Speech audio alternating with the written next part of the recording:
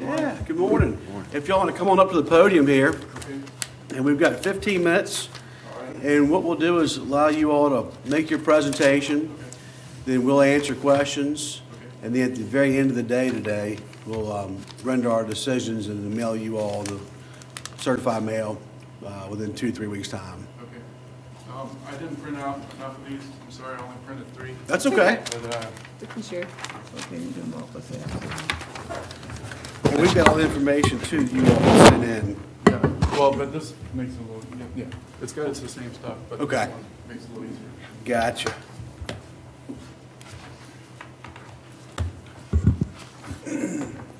All right.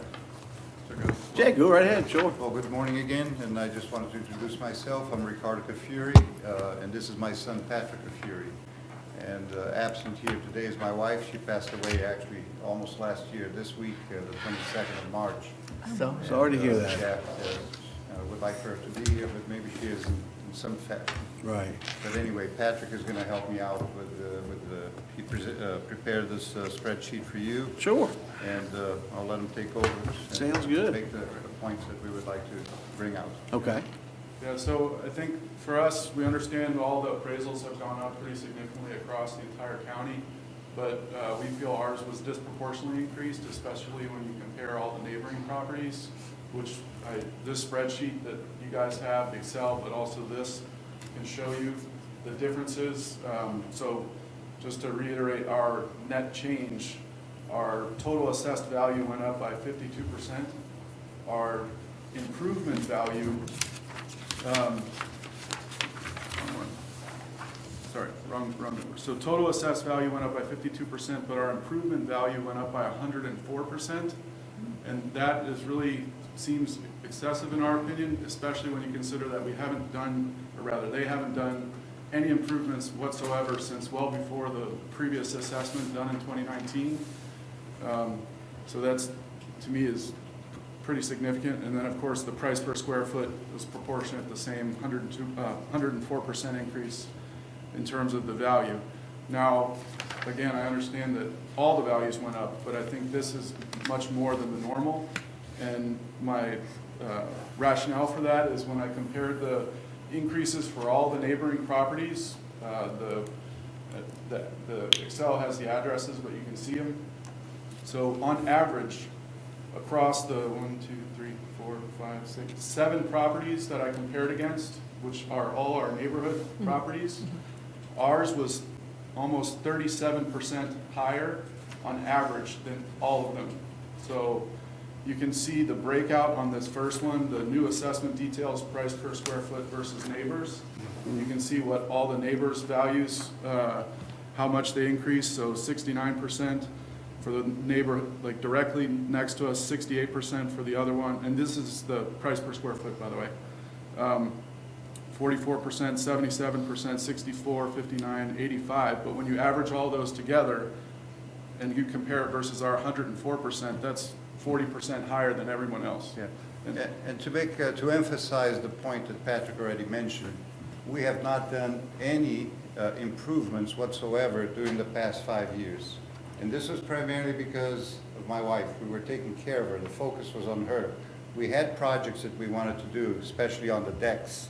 Yeah. But we actually closed the doors. We put, what do you call those things that we put on to block the door so nobody could go out? Oh, well, I can show you Yeah, guys pictures. he has of pictures. You know, when like you're building a deck and you block the entrance off, slats. You don't want anybody opening a door and going out because the deck was in such bad shape. Is in such. Yeah, it is in such bad shape. So, and, yeah. So that was the only thing that really we wanted to do. But again, I would like to emphasize that our neighbors had improvements in the last 5 years. In Yeah. fact, they're still doing it, both of them, to the right and to the left. But we have not done one thing whatsoever. Okay. Because the focus was on taking care of my wife. Sure. So, yeah, even when you compare the total assessment versus our neighbor's assessment, granted, that's a little more challenging to compare because you're cross-checking the land value versus building versus other improvement. But even when you consider the whole package, we're still an average of 12, almost 13% higher than everyone else directly next to us or next to him. So again, we just think this is disproportionate when you compare.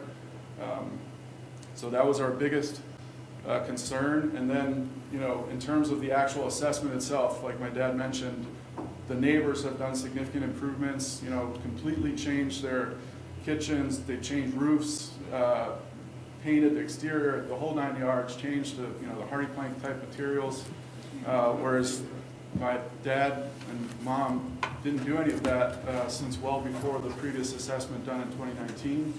If you want, I brought some pictures to show you like the roof. It's a 30-year architectural shingle, so it's approaching the end of its life, which in theory would reduce the value of the house. The decks, as my dad mentioned, need to be replaced, so much so that one is completely not usable, where we blocked off the entrance or egress and ingress, or whatever the terms are. So, yeah, I mean, I think those are our biggest points, and I think the numbers kind of reflect that as well. So, would you guys like to see the pictures? Sure, yeah. So we purchased the property in December of 2015, and all the renovation we did was during the year of 2016. So it would have been in the previous 5-year assessment, which was, of course, reflected in the increase. Come on down. So this was, like, they did increase the square footage just slightly. This bottom part was the existing bump out, and I can show you the plat as well, the original plat. And in 2016, they bumped it out right there, but that was already taken into account in the 2019 reassessment. And then, like, original windows, nothing's been changed. You can see that, like the rotten wood at the base of the deck where it goes into the ground, just speaking to the condition of things. And then the generator, for example, I think our generator's assessed at like $5,000, and it's original to the house. It's like a 1997, it seems, again, like these things weren't taken into account. And I get like the assessors can't go and walk around in every single house in the entire county. Right. But, we tried to make these points, and I guess we weren't convincing. Then here's the roof. You can see, this one's probably going to be harder to see, but you guys can see the condition of the actual roof. It's original architectural shingles. I'll bring my laptop over there if you want. And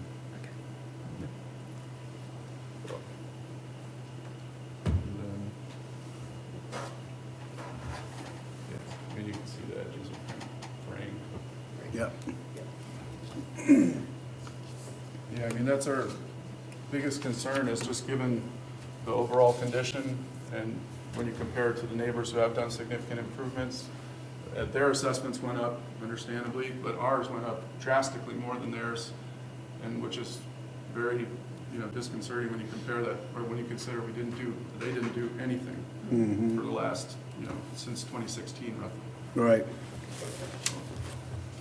This is just a kind of a quirk with the wording. On a property, anything that's there is an improvement.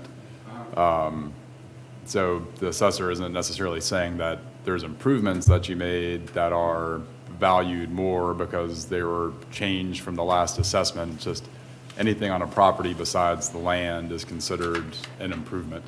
And so it's very confusing the way that it's put. But certainly what we'll do, thank you so much for this information, is go through and look at your neighboring properties and kind of see what changed on their assessment last time, and then how that compares to what changed on yours. And when you look at the Excel, if you hit the filters, you can see I broke that Excel out by the total assessment value, the building value, the land value, the other improvement value, which would be the pier and outbuildings or whatever that stuff is, generator.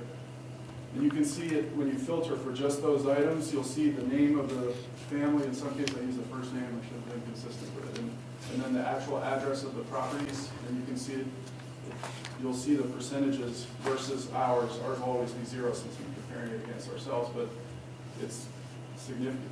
I mean, the 40% number is a lot compared to theirs. Are there any questions that you may have based on what we have presented so far? I don't believe I have any. Y'all have any No. questions?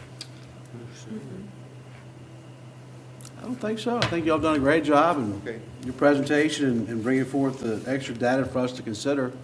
So again, at the end of the day today, we'll go through and deliberate and make decisions and then notify you guys by mail in 2-3 weeks' time, so. Okay. Did you want me to send the pictures to you guys, or? I think we've got it, yeah. And it's pretty obvious that it's not so much the land values, more the improvement values that have jumped up so much. And Yeah. that's what Yeah, we've got to good take into account now and go back and look at neighboring properties to see where the disparities are, so. Hopefully this will help. when you do Yeah, that. very much so. Yeah, thank you. I got, since I won't need this, if you want the extra copy. Sure, yeah. Yes, we're- Thank you. Well, Thank you. thank you. Well, thank you all very Thank much. you for your time, and have a nice day. Y'all too. Thank you. Thank you. Very much.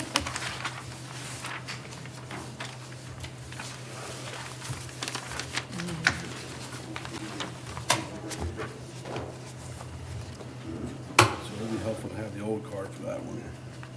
Yep. Yes.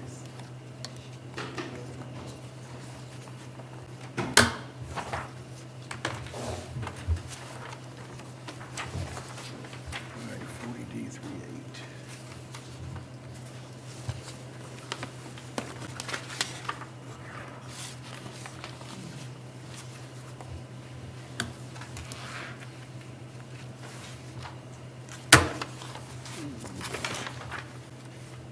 This is another one where that's just all the updated information on the, Right. Yep. hey, Crystal, on some of these, I feel like it's more common the other days that we've been here where it's not, it doesn't really seem like it's the field information sheet. It's just this, but with all the information updated already, like all the numbers match the new tax card. Is that because he didn't have any notes, or? Okay. Okay, interesting.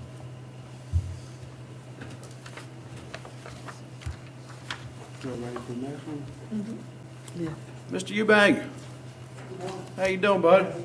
All right. We do, we get that. Yes, sir. the application. Thank you. And I've got a list of, I don't know how many there were of you, I've got 3 anyway. That's fine, we can share. Assessments Yep. from Thank you. units. You take one. Thank you. I'll turn things over to you, let you give your presentation, This will buddy. be very brief. I got the reassessment, I won't say it shocked the conscience, but it was high, almost a 40% increase. And I looked at everybody, I tried to get as many of the assessments for the landings, townhomes as I could. I got 20 out of 28. And the range of values on all of them came up at a low of 346 and change to a high of 527, which I don't understand, but most of them are the same size, they're built on the same pad, and they're anywhere between, we've been in our unit for 17 years, and had obviously no outside improvements have been done to the unit.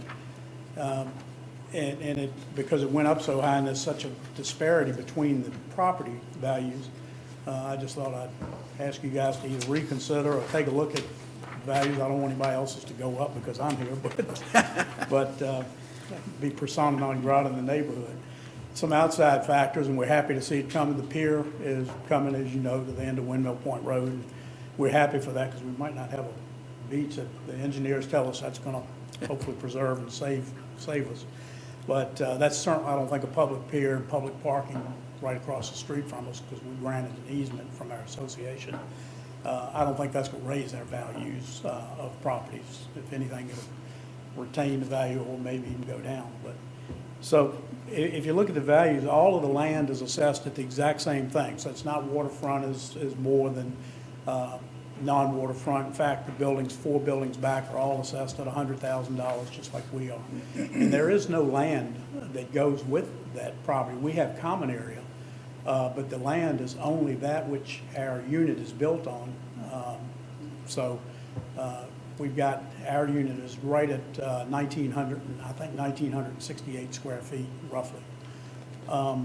And so the land value is what I said on 1,968 square feet. And I was just concerned about the disparity in values between the 340-some thousand and 527. Now, some of them do have, there are 5 units that have little side porches on the side, call them Florida rooms or sunrooms, whatever.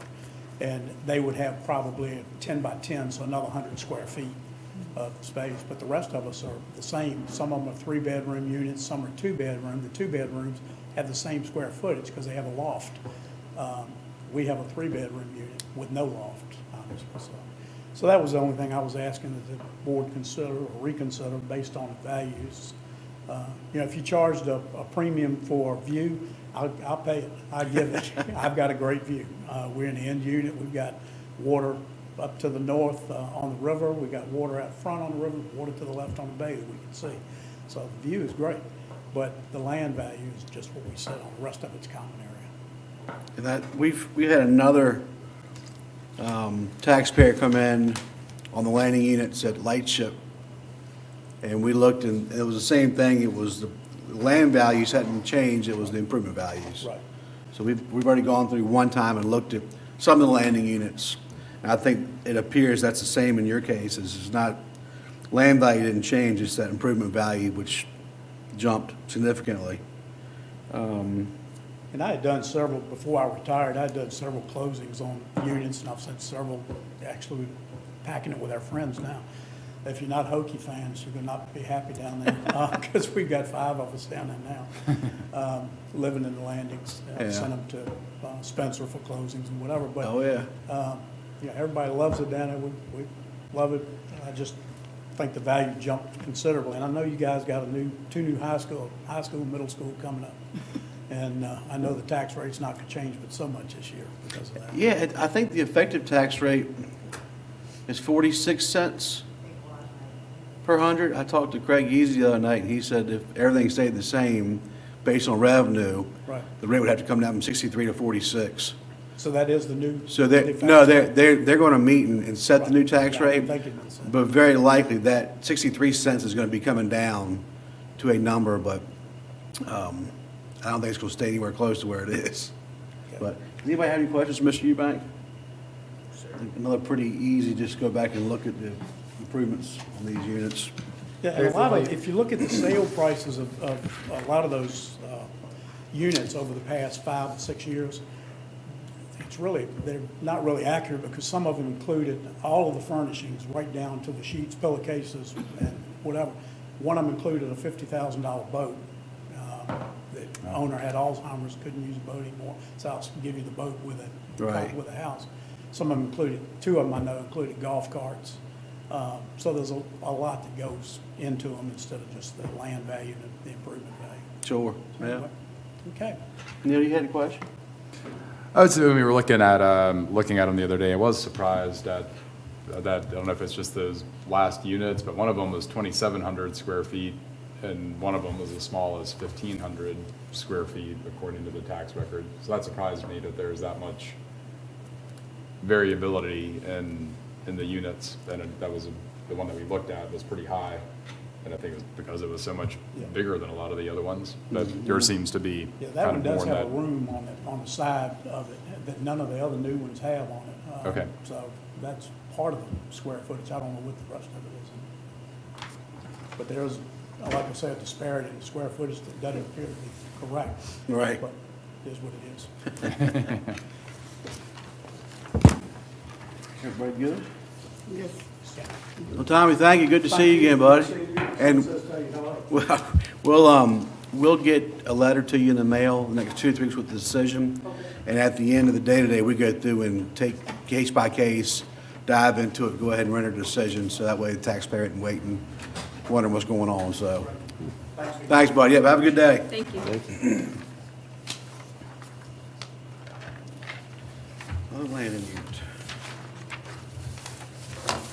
This has got to be one where they put a, hey, Crystal. Can you pull the old tax card down the same day? Yeah, what'd you do? I kind of need them for all three, but specifically on this one for the land.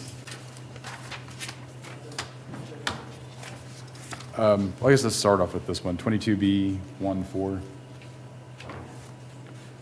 For it to have gone up that much, this must be another one where they've put a home site on it that wasn't there before. The old tax card. Another landing unit? No, the one we're looking at right now. Oh, This okay. one's just looking at the numbers real quick, it's gone from 14,000 to 140,000. This might be the 897%. I think it's a New record. record increase. We That's don't got- have donuts to celebrate new records today, though. No, We need those donuts in here to Gotta smooth wait. things over. wait till Friday. All right, let's see what we got here. It's one of these, again, where instead of where that field data sheet or whatever, it just has the new data in it already, so we can't see how the old tax.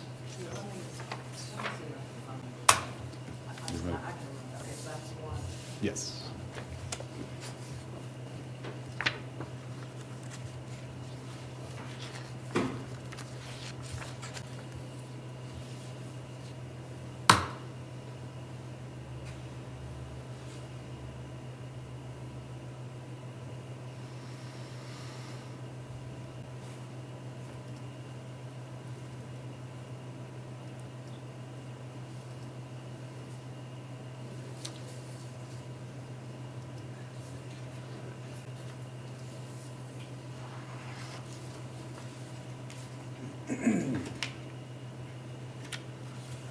Oh, we're looking at a bunch of these, I should have. What's that?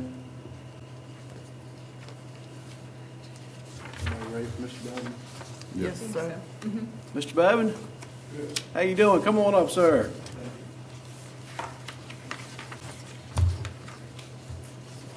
I'm going to turn the floor over to you and let you give your presentation. I've got everything pulled up here on the screens. I saw that nice map. That's good. And then, once you're finished, we've got all the tax cards here as well.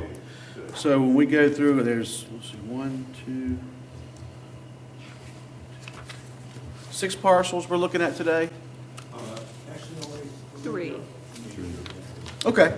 So what we'll do is we'll go through one by one, and then we can ask and answer questions.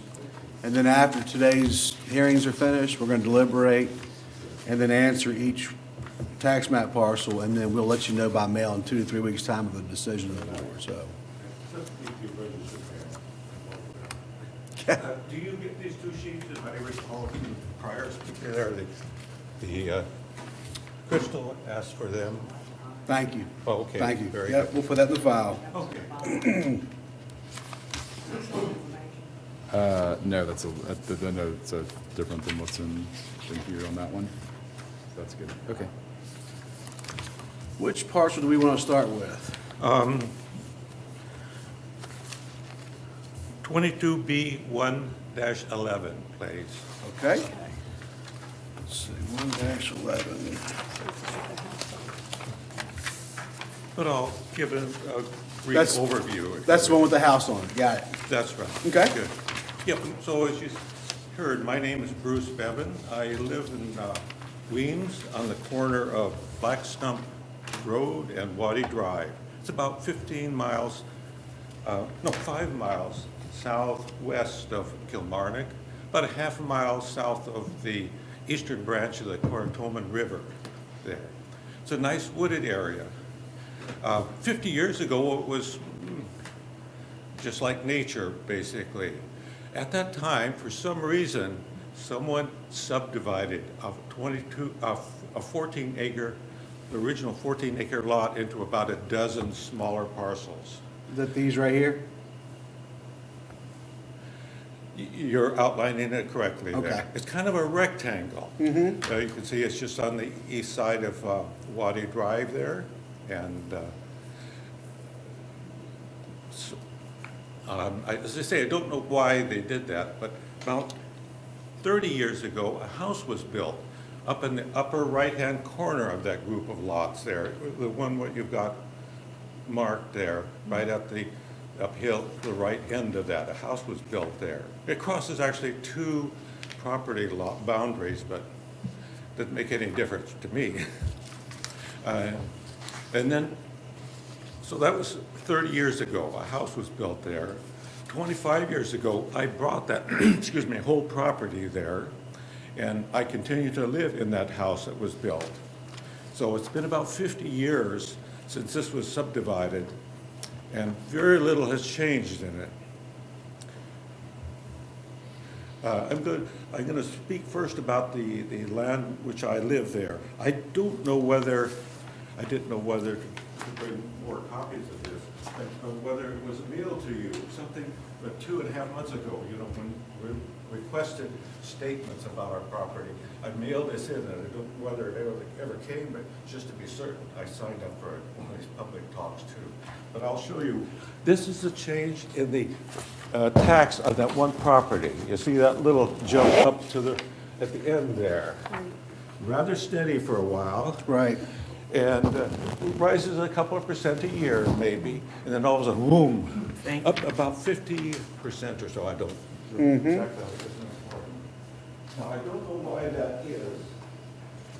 I regret I've never had time or the money to really upgrade the house. It has slowly depreciated in the 25 years that I've lived there. And so I'm a little puzzled why this change occurred. Earlier you spoke of say a 900 to 1,000 or 800 and 900% increase in the property value. This is the property that's in the lower left-hand corner of that. It's 22B-1-4. And yes, that is it. This property went up, valuation went up tenfold. Can you believe that? Has anyone's property gone up tenfold? Again, the land has stayed about constant. The interesting thing is almost exactly 1,000% to the precision that you use in your accounting here. I'm sorry, my opinion is probably somebody just slipped a decimal point there. No other reason for this. Here's that we didn't have, this is the old data, and it's like the home site designation changed. On lot 4? Yeah. My guess, and his other home sites are the 212 as well. For some reason, the new one went from 212 to,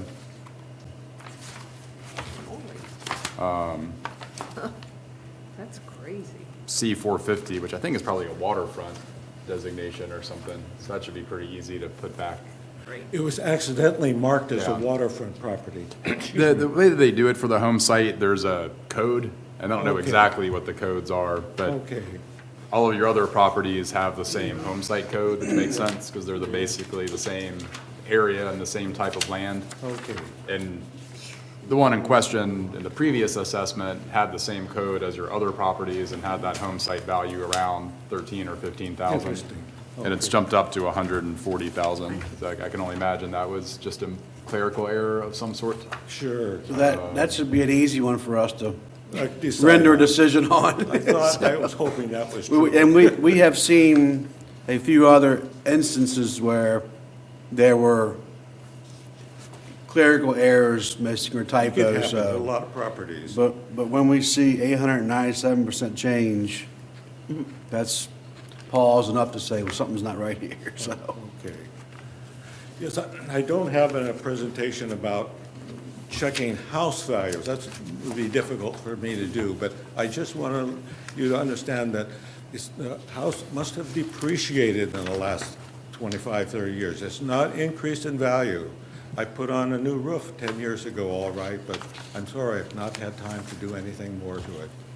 And so that's my thoughts about this.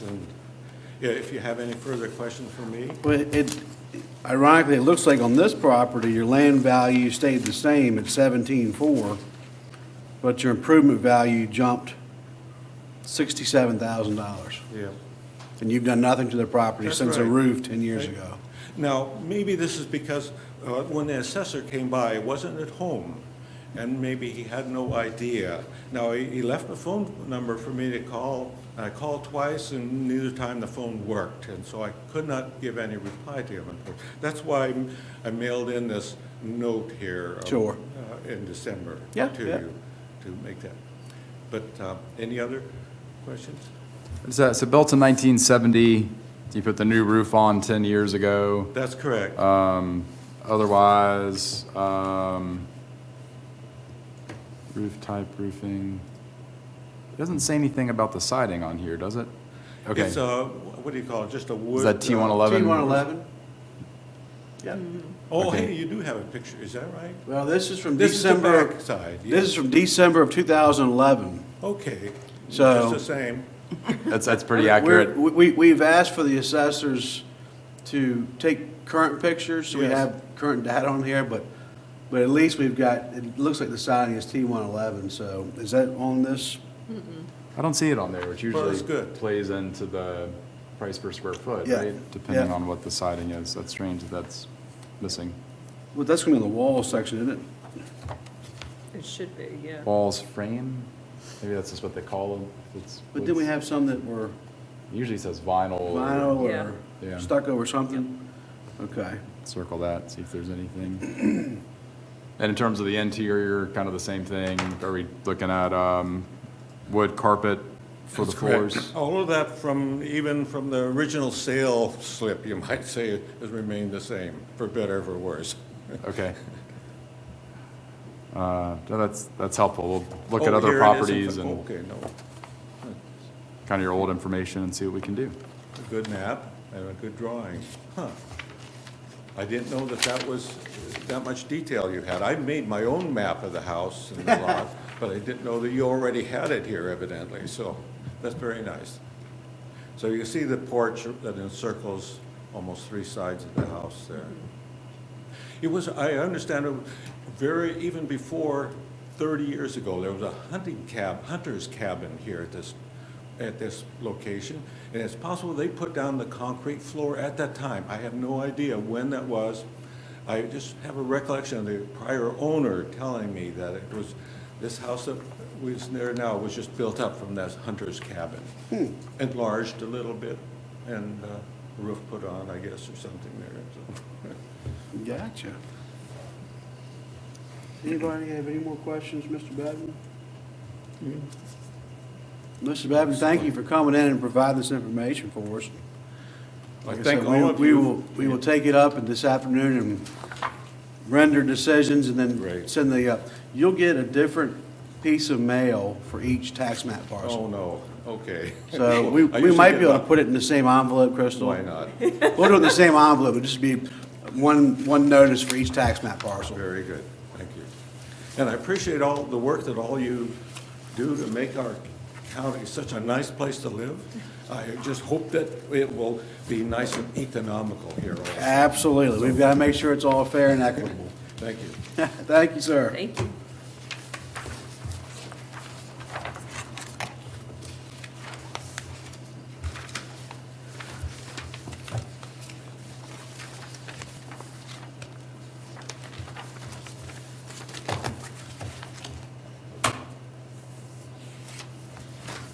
All right, let's see here. I got you. Hey, Dale. Come on up, bud.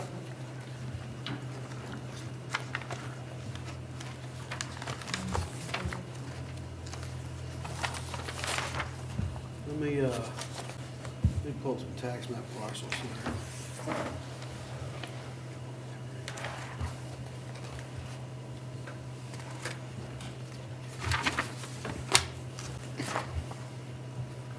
Do you want to do the house first, Neil?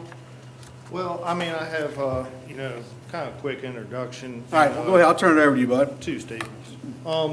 So, of course, I know some of y'all here, you know, but I've lived here for the past 10 years. My wife and I moved here.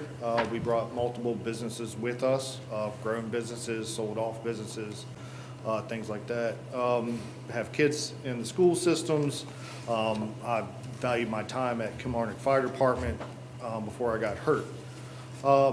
So my first statement I'd like to make is actually from y'all's 2024 reassessment manual.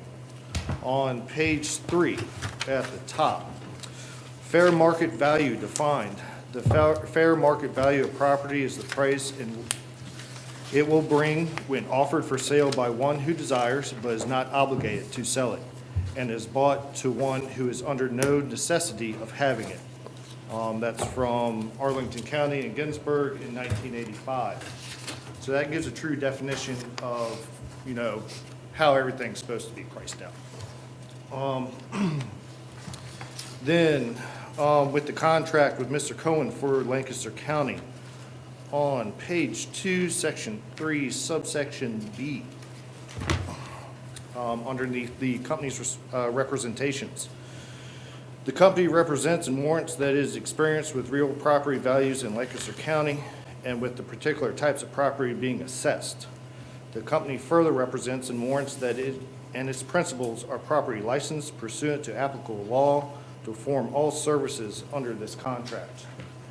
Now, in August 31st of 2023, his license did expire for the company. His personal license did not, but he was not the only one performing these inspections at that time. So for a little over 3 months, he was not licensed with the state of Virginia. And I have documents for that if y'all would like to see them.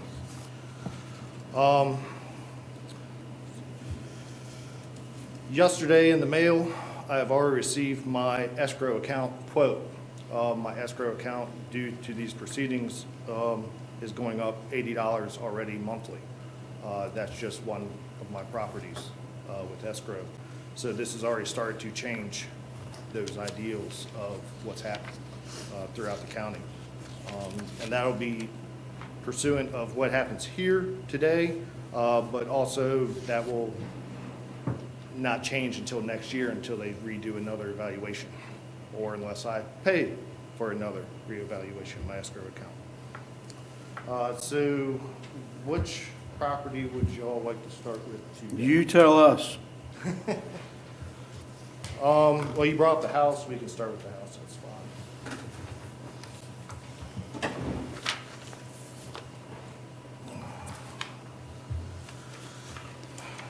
Just on the part, Neil, about the licensing, when we did our training, he was in here, and we did ask him about that, because that was obviously kind of floating around. And I forget exactly what he said, but that's obviously that's not anything that the Board of Equalization really deals Right, with. but I wanted to make sure everybody knows, yeah. he will let it lapse unless I brought it to his attention on December 5th. Yeah. I think what he said is that it was the business license, not his appraisal license, and when That's you go Right, his back bus- and. Yeah, to Correct. operate a business, which is contradictory to the contract with Lancaster County. That would be a kind of a supervisor's thing. But I'm bringing it up again, because Yep. I'm gonna be that thorn in everybody's side, which, But we did ask him about it, Yeah. and I had seen you And talking. the thing, Neil, about the escrow, your escrow shouldn't change until the new tax rate's set. Nobody knows what the new tax rate's gonna be. So I you're, got a you're letter in at, the mail from so the you're Ridge at- Bank yesterday that but- it's changing next month. but they're basing that on 63 cents per hundred of assessed value. Right. Which is not gonna be the rate. But I still have to pay that extra rate for a year to keep my escrow 30% above what's needed. I just wanted you to know that, Well, that is not, Right. that is not the set. Right. The Board of but I Supervisors is just gonna wanna set bring to that y'all's rate. attention that that is happening, and it's already changing everybody this year. And it won't change back again, you know, until next year of everybody's reassessments. So, all right, with the house, which y'all have brought it up. And of course, it's still under Tom and Linda's name, which we did purchase the house in February of '23. for $505,000. Yes, that was a sale. They did not have to sell it. They were looking at Airbnb in it. They purchased it 2 years prior for $500, and just family, but I did the right thing of paying them extra for the improvement of the boat lift that Tom put in before he passed away. That price changed 51% with the assessment, which I did not agree on due to the fact that it was still in the same year of purchasing it back to fair market value. Was there an appraisal done when he purchased it? Yes. The appraisal was performed by Ty Brent, which many of y'all know. The appraisal, as is, came at $553,000.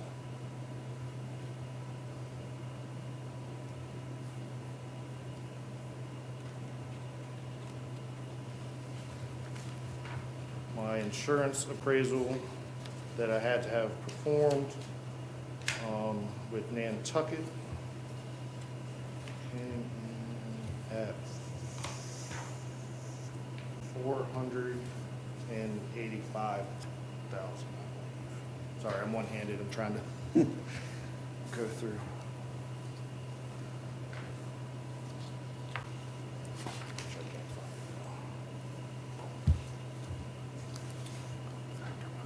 There were multiple issues with that from our previous meeting, but he did take off the idea that I did not have a boat ramp. So it did come down from the previous 612 to 605. So he took off boat ramp but added boat lift because there was no boat lift before? Well, he had the boat lift on there, but he had,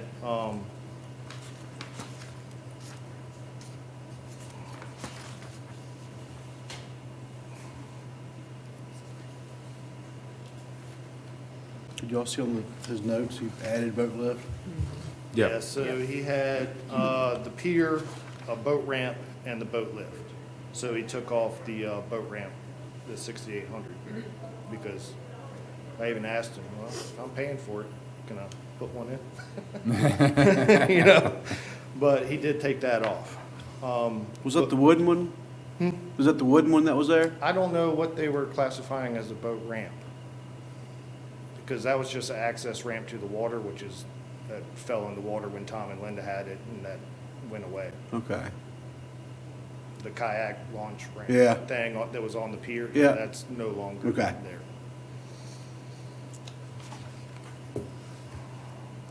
Now it's just a slip for my crab boat, which is one of my many businesses I try to keep track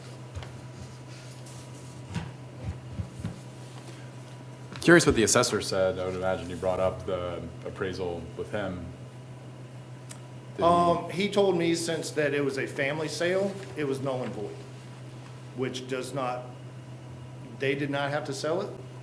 I didn't have to buy it. At the time, two of y'all know, I was in the process of clearing land and about to build a house. So it's not, it just was like, you know, we turned around and realized life's short. Let's kick back, punt, do this, and, you know. I can understand that on the family sale thing, but I would think the appraisal being done would be the, you know, would be, do you have a copy of that by chance? Or I don't know if we need it, or, I mean, if y'all would like my copy, then it's perfect. I don't know that we necessarily need it, but that's always been a compelling Yeah, and actually, I'll give you that. piece of information. Here's the daggone. So, this is. Yeah, we don't have to keep it. That's Just- the one that Ty did, and this is the one, the insurance was $440. December 23rd, 22.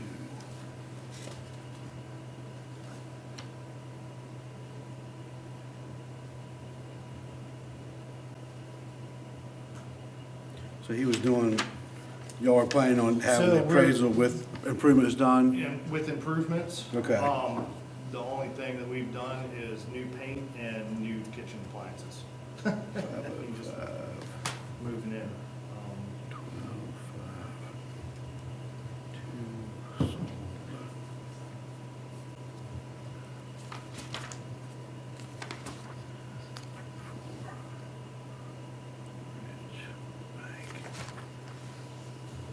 Gotcha. This is actually the insurance. Okay. For replacement. It's like building replacement cost. Well, they got replacement costs on here at 444.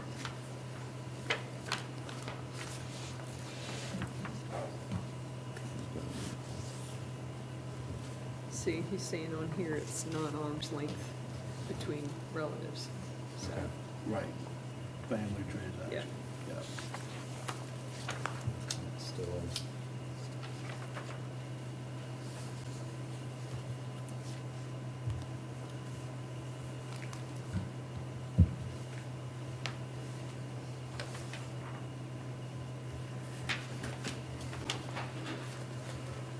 All right, do we have any more questions on the house parcel? Anybody? All right. Which one you want to go to next, Neil? Stack is the river, so that is 23A, 22HJ.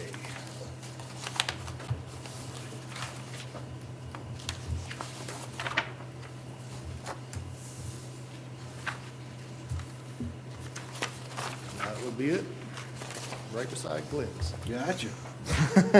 and somebody else's that we know. All right, 23. 22HJ. 3822 Here we go. You all got that one?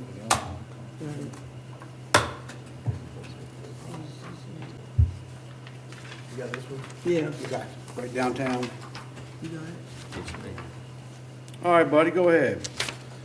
So this one only went up about 3.5%. But I'm trying to, I went through the manual trying to figure out how he got to that. Uh-huh.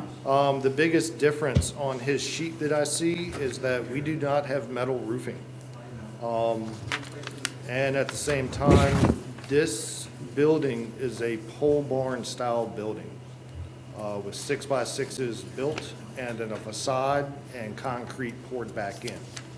So there is no true foundation. So there are some issues on his It's assessment slab, sheet. slab, right, Neil? Yeah, it's on slab, And then just shingle roof? shingled roof that's past its life, but, but yeah, it's not a metal roof. and Okay. It's not a foundation building. Gotcha. It really is 6x6s and then roof on top and then slab poured in. Gotcha, with okay. Drywall inside. So there are some discrepancies in Heat, his. how about heating and cooling system, Neil? Heating and cooling system? Yeah, What is that? forced air. Is it forced air? Okay. All right.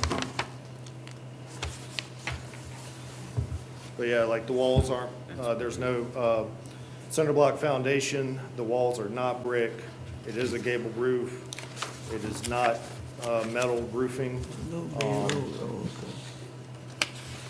I guess he got the, what, the alleyway, is that the, was that brick?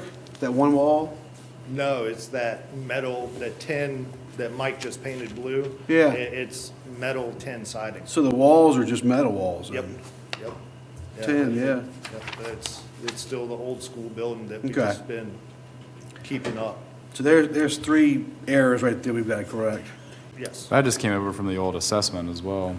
yeah. That's not anything that he So changed. he might not even looked at it. He probably took the old tax card and said, Didn't change. carry over, yeah. Okay. That one should be easy too. Yeah, the river one's fine. All right. So, let's go to Bay Bistro, which, map number 23A, Uh-huh. 2313.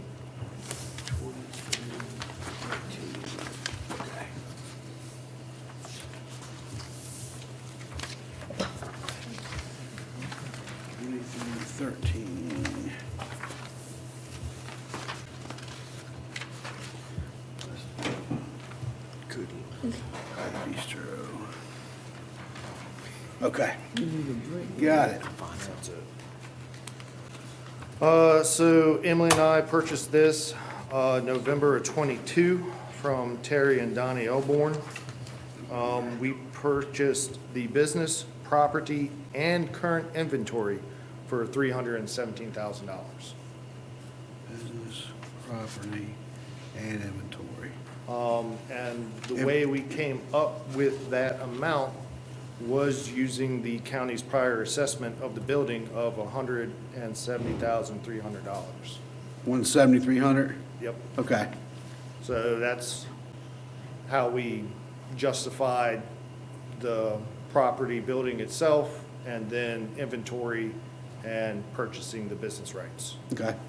The way that happened was we did go through and purchase everything for the 317, but for the business rights and the inventory was the, usual $1 Right. going through. Now, on his spec sheets, there are 5 issues. I was questioning the tar and gravel for the roofing. It is a shingled roof. And his measurements of the building itself are not correct. All right, what should they be? So the, let's see, do y'all have his spec sheet? Because I have, Yeah. okay. The road frontage 60 feet, So road 72, front right? 60 feet is correct. Yep, The alleyway in the back of 55 feet is correct. okay. The right-hand side 72 feet is incorrect, What should that be? 71. Okay, And then the back corner, that's that little offset. Yep. Where our propane tank sits, is off by 3 feet on the in depth and 1 foot on, so if you're coming back from the alley back, he's off by 3 feet. so And it should be 62, or 60, 62. 62? Yep. Okay, And then on the depth going in is fine. okay.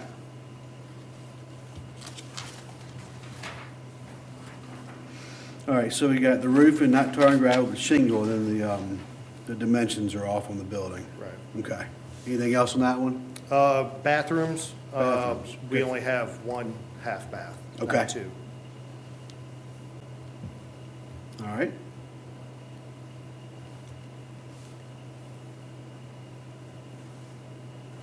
Okay. Any other questions?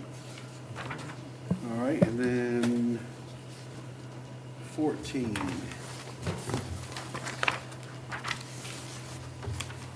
So right next door.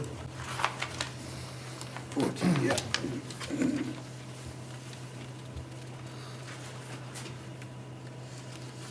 Just on that one, what jumps out to me is the old depreciation was 55% and the new depreciation is 20%.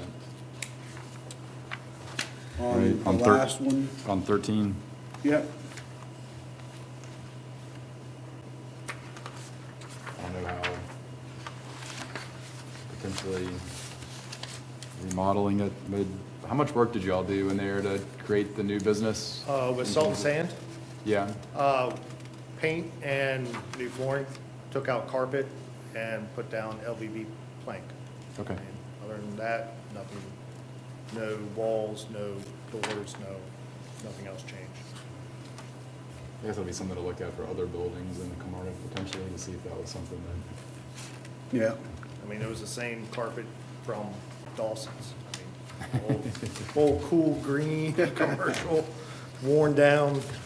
So those were the only 2 changes that we performed, which I did personally. The flooring cost about $3,000 for me to do at night. I mean, it wasn't like I had a company come in. Be yourself, yeah. Yeah, usually, when I have 2 hands, Right. a little handy. But those were the only 2 upgrades in that building.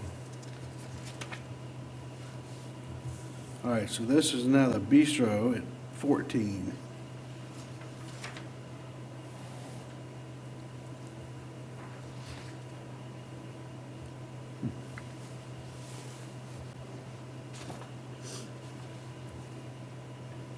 And this, all the information look correct on this one, Neil? No. What you got? So the roof is a rubber roof, not tar and gravel. Okay, I think when they're doing tar and gravel, they're looking at the old school true tar gravel roofs. The side-to-side measurement is not 42 feet. For front and back is actually 38. okay.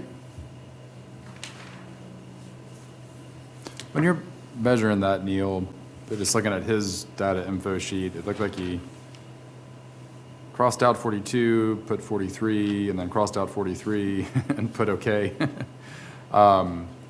Is that, I mean, I guess thinking about those buildings there, is it not exactly So, clear where? Because usually you're exterior of wall to exterior of wall. Between, I don't know how much a difference a couple of feet makes in general, but. I mean, but well, it's it's square good. footage, and we're getting, Yeah. priced out on square foot. Yeah, On that side, Salt and Sand literally goes straight to Bay Bistro. And then Bay Bistro is slammed up right next door to the floors. There's no alley, there's no nothing. Really what's there is the dividing line of paint that everybody just kind of judges when they repaint, just down the center of the two buildings. The way I got these measurements is I actually went out, me and one of my guys, we went out with a 100-foot tape and measured. but it should be the outside of the wall, I mean, where it's hard, but it's from the outside of the wall to the outside of the wall. That's not like the interior No, measurement no, of the building or no, anything. no, it's outside to outside, because we're doing the full footprint. Okay. Of course, with that property went up 42%. After the meeting with Mr. Cohen, there was no change. This is another business entity that Emily and I purchased full outright with the entity, the property, the sale inventory, all displays, coolers, cookware, cooking appliances, everything. And we went a little bit higher than we wanted when we purchased it, but I was still basing everything off the previous assessment from the county. And we ended up buying, literally, she walked out, we walked in for $505. Now, I don't know if y'all have ever priced a true walk-in cooler or freezer, but they get up in the $50,000, $60,000 range. So, I mean, with that being said, when we purchased this through auction, we bought everything, turnkey, and just rebranded and re-employee. So my basis of purchasing that property was still based off the previous assessment from the county. Plus, I fudged it and added $25,000 to the assessment to make myself feel a little bit better when we were paying this. But for it to go up $45,000, and the only thing we've done there is paint the front of the building and do some graphics on the signs.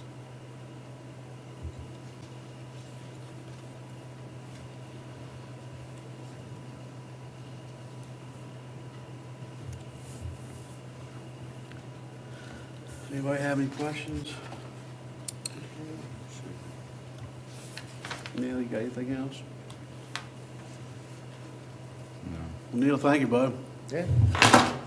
Did we get the appraisal back to you? And the insurance sheet too? Oh, They got the insurance sheet too.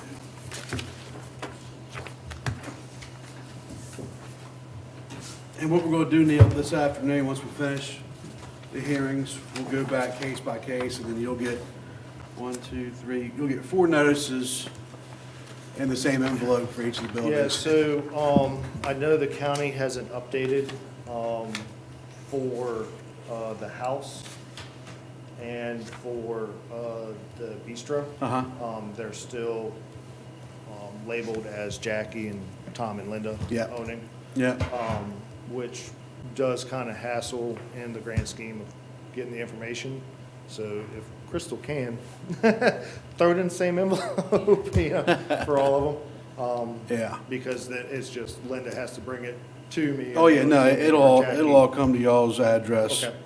with, each one of these four going to the same place, so. All right. Thank you, bud. Thank you.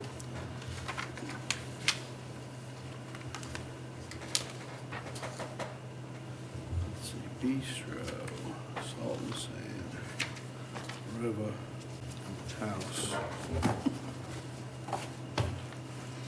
Okay.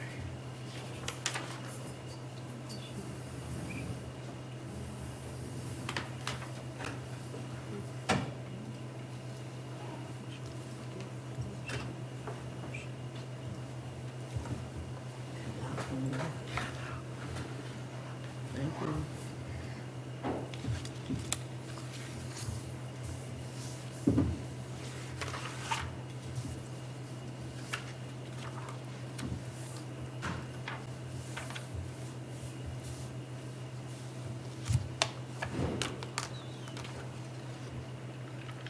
Hey, Crystal, can we get the old tax card for this one too? You can make a couple of copies for $13.85.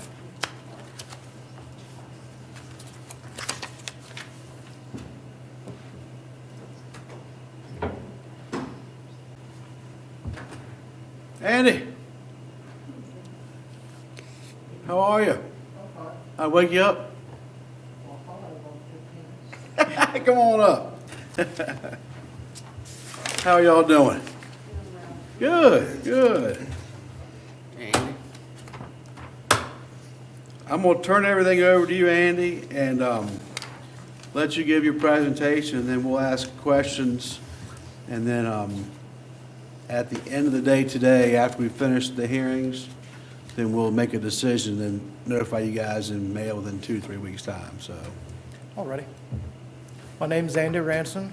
I'm debating the rise on my farmland. We put in a shelter, a storage building, and it cost me $11,000. And they rose my price of improvements $50,000, and that's my problem. And Andy, is that the metal shop, the 40 by 60? No, this is a smaller one. The 40 by 60's been there for years. This is a 18 by 35 foot. 18 by 35 foot, just a shed. It's a shed, right? Y'all see that? No. Unless it's a carport, that's what they don't have a, Do you have a carport? Yeah, the carport's been there for probably 20 years. So we've got a large carport, a car shelter, and a metal shop. Right. How old is the metal shop? The new one's only like a year and a Okay. half. The 40 by 60 metal that's- shop? 8 to 10 years. 8 to 10 years. This has been here. Yeah, it's strange, we're not seeing the new shed on here at all, on anywhere. Well, you charged me for it, so somebody knew about it. It came across as an improvement to the farm. On your sheet? Yes. All right. We'll definitely look into that. Here's the field note. field sheet. Because, yeah, again, your land value didn't change, but your improvements went up Yes. from 1,800 to 50,500. There's one for each of us. Yeah.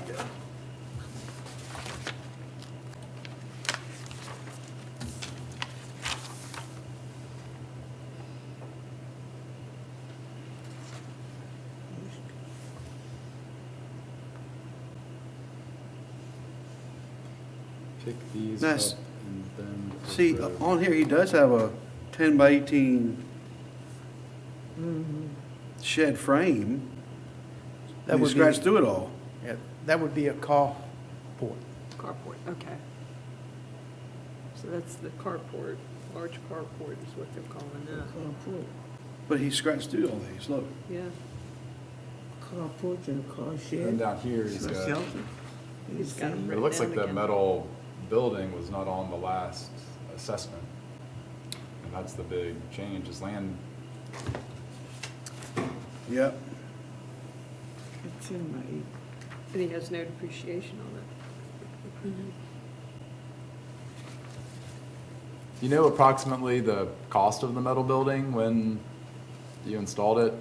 The bigger one, Yes.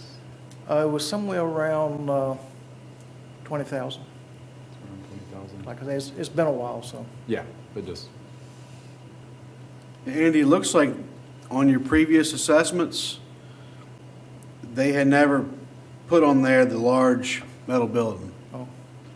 And that's why all of a sudden this year they picked it up and put that on this one. But they're not giving it any depreciation. And you said it's 8 to 10 years old. Oh, yes. So,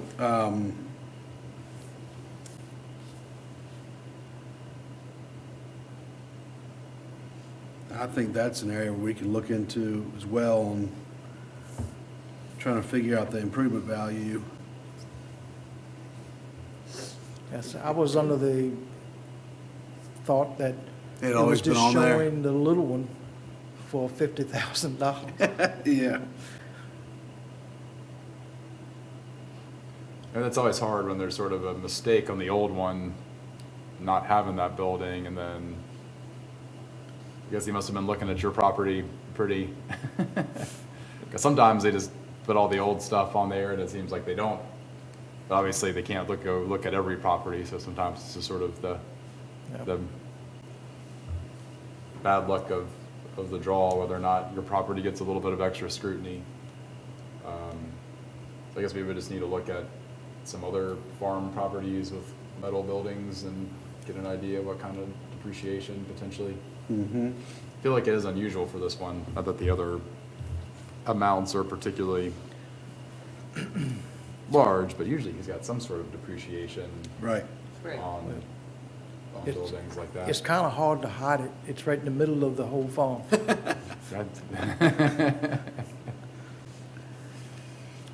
we give him a copy of this so he can see what the? Yes. Okay. Yeah. I've scribbled on I mine. know, I did mine too. what do you need? You're looking for the new one? Yeah, Can we borrow this of yours and give that to Mr. Ransom? Oh. Tax card? Yep, that's it. That one and the next one. Oh, you want both of them? That'll be a fee. Put it on the bill. And here's the.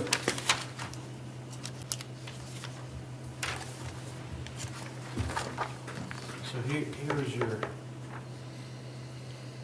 2019 assessment. Here's your new one. You see on the old. Yeah, and if he wants the old one where it shows. Yeah, that's Oh, yeah, fine. yeah. Yeah.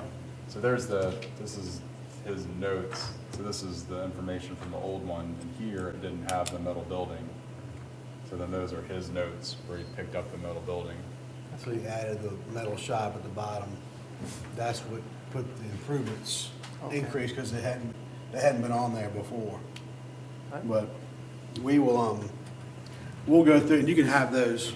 We'll go through today and look at, other agricultural farm properties to see what the metal buildings are and see what depreciations might be and if there's room to change that value, we can do that, so. There might be a question for Jason too. I wonder, if we have sort of information that the cost of the building new is significantly lower than I would just imagine that mass assessing farm buildings has got to be really hard.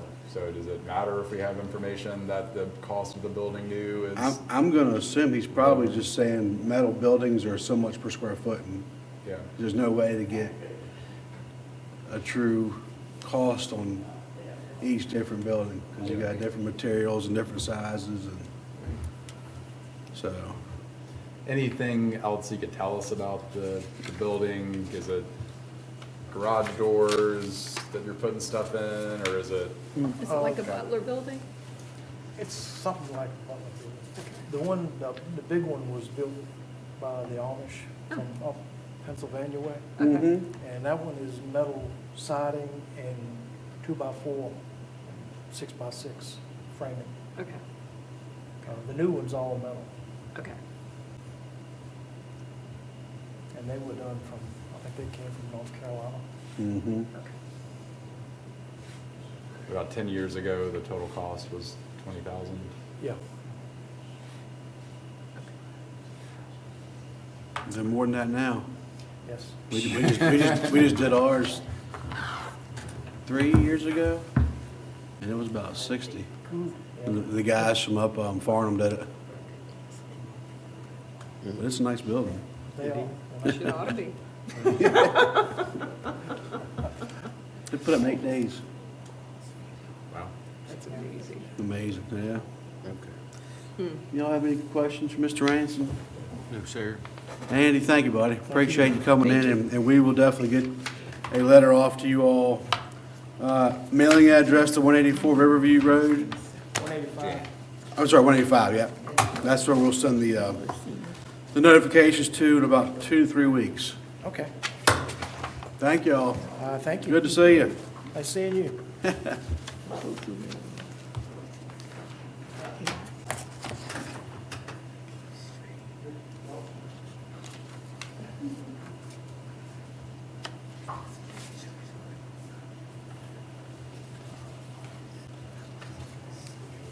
You going to Haynesville?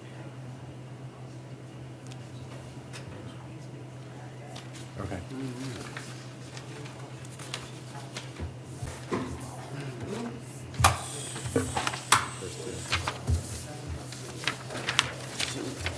This is, okay,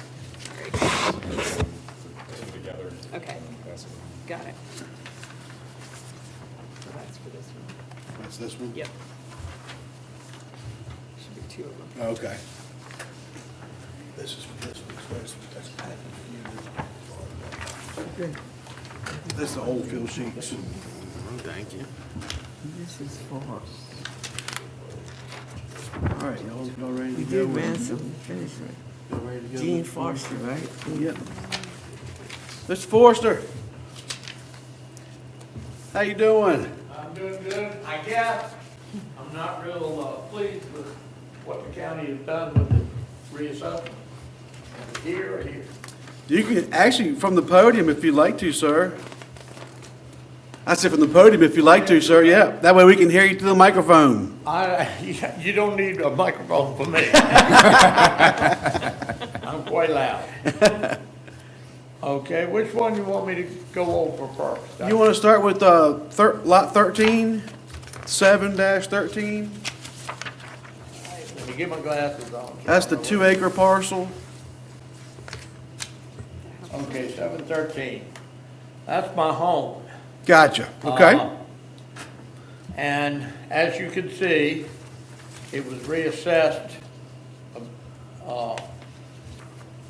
for $238,000, and they did reduce it a little bit. But that house has been there since the 70s, and it cost me $45,000. It needs some work, but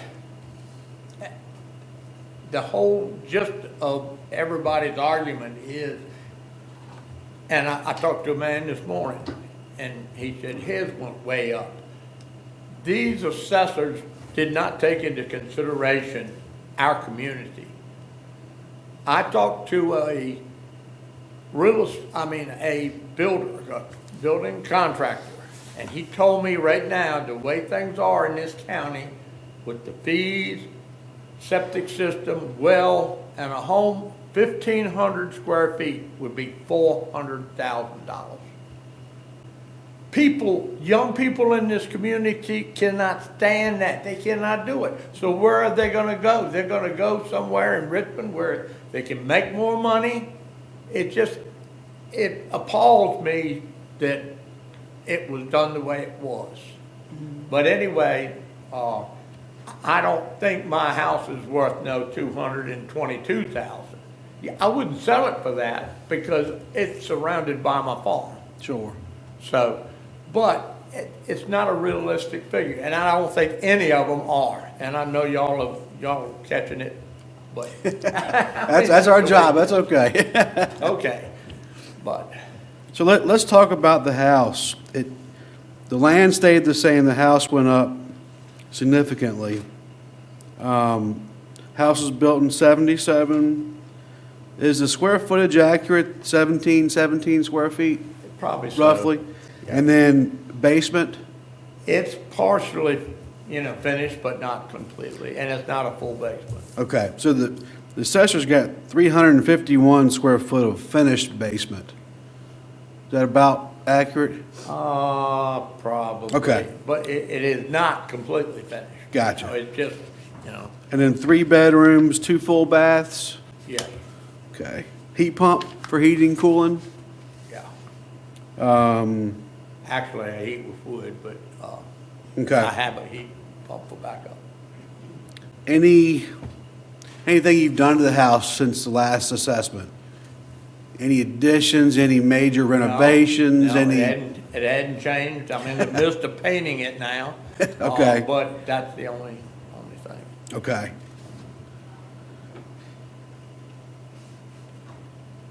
And that's been a common theme we've seen throughout much of these new assessments, is not so much the land changing, but that improvement value jumping. Yeah. So that's what we've got to go back and wrap our heads around, looking at depreciation and making sure the homeowners haven't struck gold or oil in their property, that, why the significant jumps. Yeah. But again, that's the common theme we're seeing, is more the improvement values going up and the land staying the same. So that's what we're going to do with this property especially, is we're going to go back and kind of dissect and look at where the discrepancies are in that overall improvement value.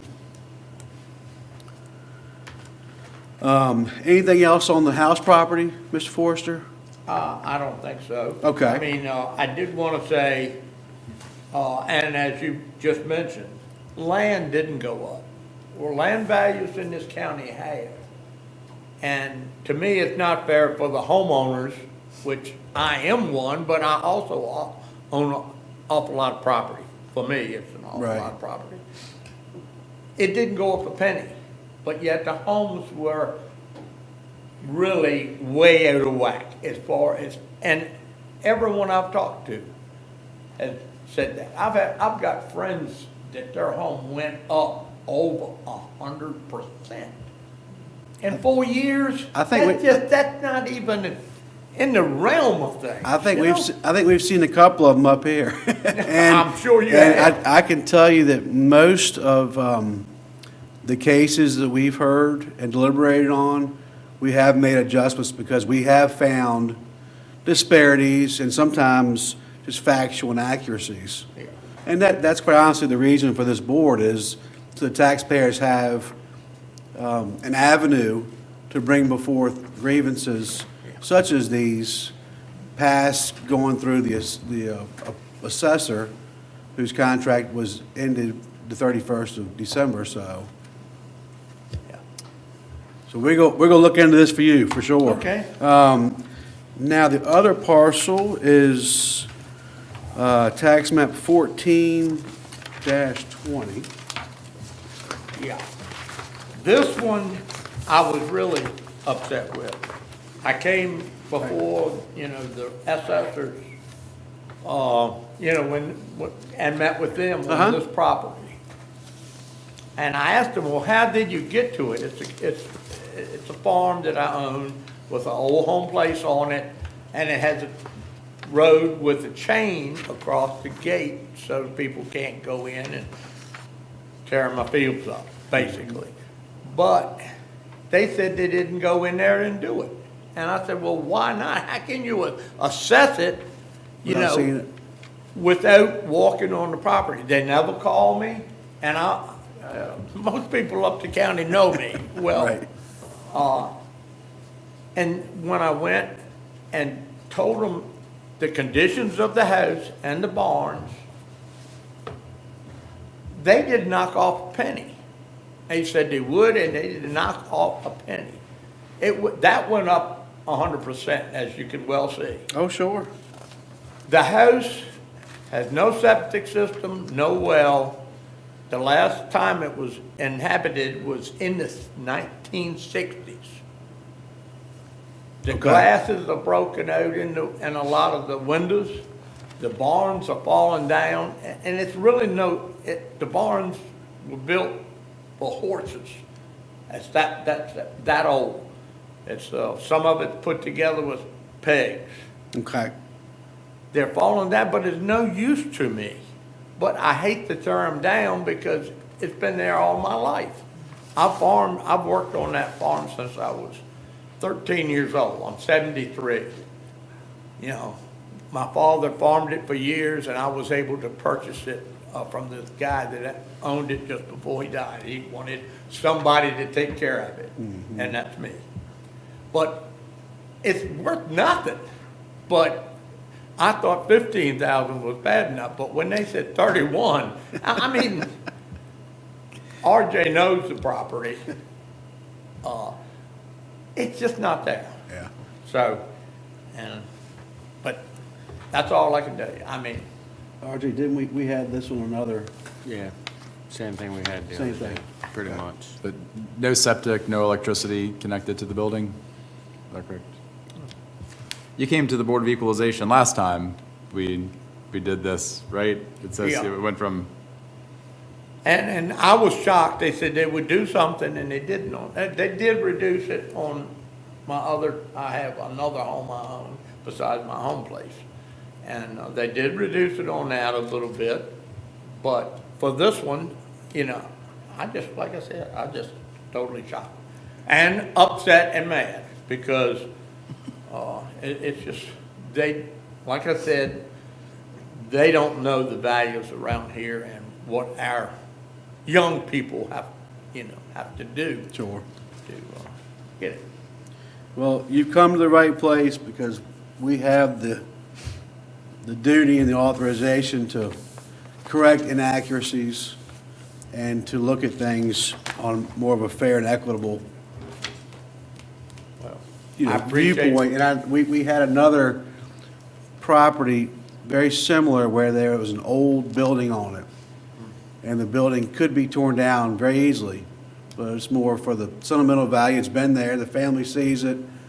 It probably costs the taxpayer less to go ahead and bulldoze it, but it's there. Yeah. But it really doesn't have any value because there's no well, septic, electricity to it, so Exactly. I understand. It's a beautiful place. I don't know if y'all know where it is. It's across from the recreation center in Lively. It's a beautiful farm. Yep. A beautiful setting. And one of these days, one of my grandchildren will build on that site. But they're not quite old enough to do that yet, Gotcha, buddy. you know. Well, thank you. Do y'all have any more Well, thank questions? y'all for your Mr. time. Forrester?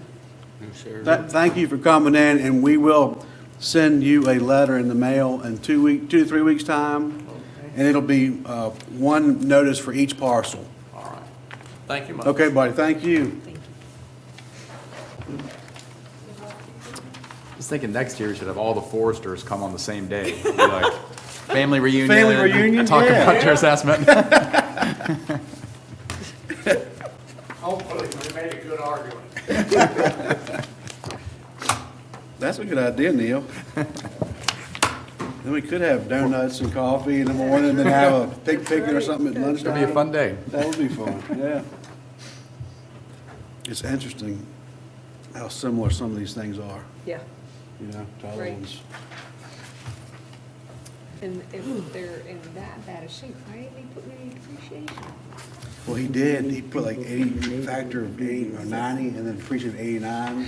So he tried to get, Somebody that knows. but I think with the other one, we just put a fair market number on it. Yeah. That was Yeah, like $1 or yeah, something, that's so. right. Yeah, there's no septic and no electric Yeah. to it, and the windows are busted out. Right. Western part of Right. the state, maybe. But that's the Board of We're back on Supervisors time again. job. All right, let me get, let's see, Mr. Forrester's.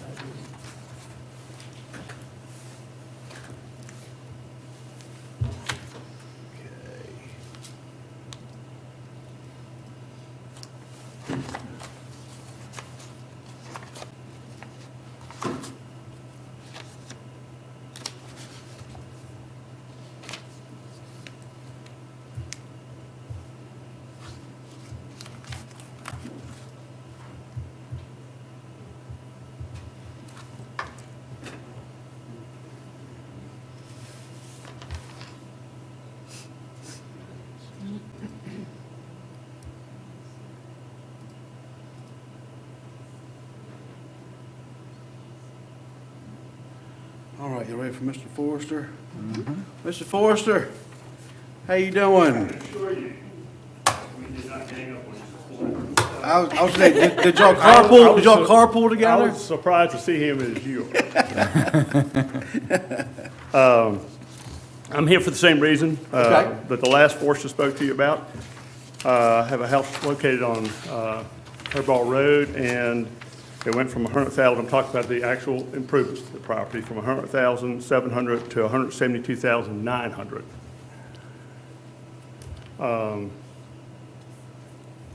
The only thing we've done to the house are the normal improvements inside, painting, and the like. We've not made any other improvements to the house. I don't know what the actual Let's see what he's got. assessment says, but it was quite a jump, and I was pretty shocked by it. And I, as the other Mr. Forster said, I talked to some of my neighbors, and they didn't have anything like that. Yeah. So I was pretty surprised. It looks like he changed from the previous 3 bedrooms, 1 bath, 3 bedrooms, 2 baths, Yes, sir. and 1.5 bath? We took a bath and lost a closet when we moved back 4 years ago. Right, And turned it into 2 bathrooms. gotcha. That's the only thing So we 3 did. bedrooms, So- 2.5 bath, Yeah, built in 1973, that's correct. 1368 square foot, That's correct. sound right? Heating and cooling system, It's got we did put in a new HVAC, heat pump? heat pump, yes, Okay. sir. All right. Is it electric baseboards still in there, or did y'all take those out? Well, it's kind of in process. Gotcha. When I get So they're going out. enough They're just- energy at my age, and I'm older than the last one that you just saw. Right. By 3 years. I'll crawl around in the house, pull some wiring out, and eventually we'll get to that point, but no. Okay. Let's see, 1 fireplace, no garage. No. Is there 2 sheds? Yes, sir, 12 by 15 and 10 by 12? correct. Okay, And I'm sure they were there the last time. gotcha.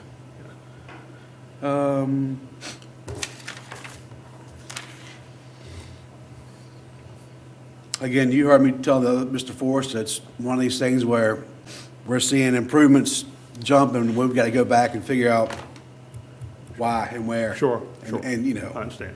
I mean, depreciation, 28%, your home's 51 years old, you haven't done anything to increase the value $70-some thousand since the last Not general at one, assessment. not at one fell swoop. Yeah, I mean, one assessment, including the land, it was 165, including the land. It went down to the last assessment. I saw Then that. But then just the improvements went up 70,000. Yeah. I thought that was quite significant. Yeah, yeah. I'd say of all the hearings we've heard, probably all but one have argued that their improvement values have gone up significantly. Like we had one, it was just land that went up, and it was an error we found. But that's a very common theme right now, so. Okay. Anybody have any questions for Mr. Forrester? Well, thank you, sir. Thank you. We're gonna go ahead and decide on this afternoon, after the hearings are done. And then the 3831 Maryball Road, good address to send the mail to? Yes, sir. Okay, about 2 to 3 weeks' time, we'll let you know on the decision here. Thank you, sir.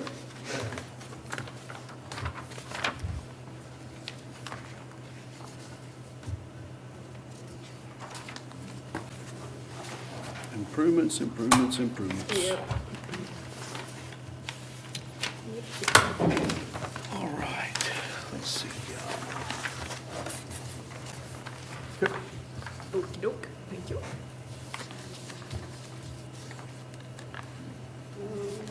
This one? Thank you.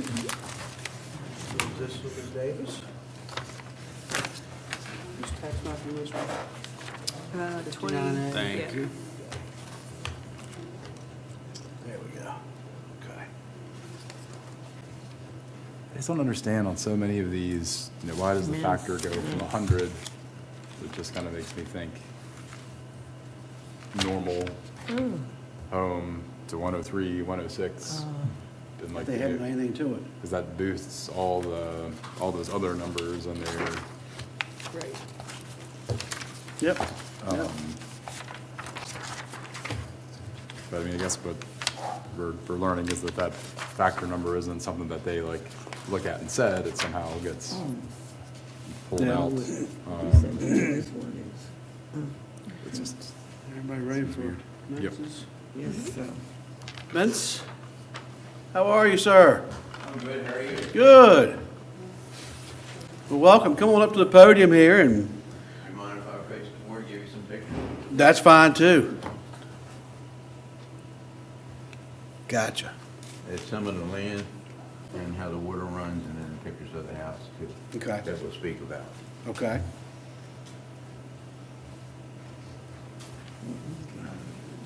What I'll do is I'll let you give your presentation, and then we'll have maybe some questions after you're done. Understand? And then, once everyone is satisfied, then at the end of the day, we'll go through and deliberate each case by case, then notify you all in the mail in about 2 to 3 weeks' time for the decision, so. All right, I'll turn it over to you. thank you. Yes, sir. This is my daughter Susan Lamar. She lives up the road from me about half a mile. That's her home. And she had an appointment, I believe, today for 1 o'clock. I'll be back. She'll be back. That's fine. But anyway, the property we're speaking about at 1204 Kelly Neck Road, it's been in the family for 3 generations now, and we don't intend to sell the property. It's going to stay in. We have it into a river,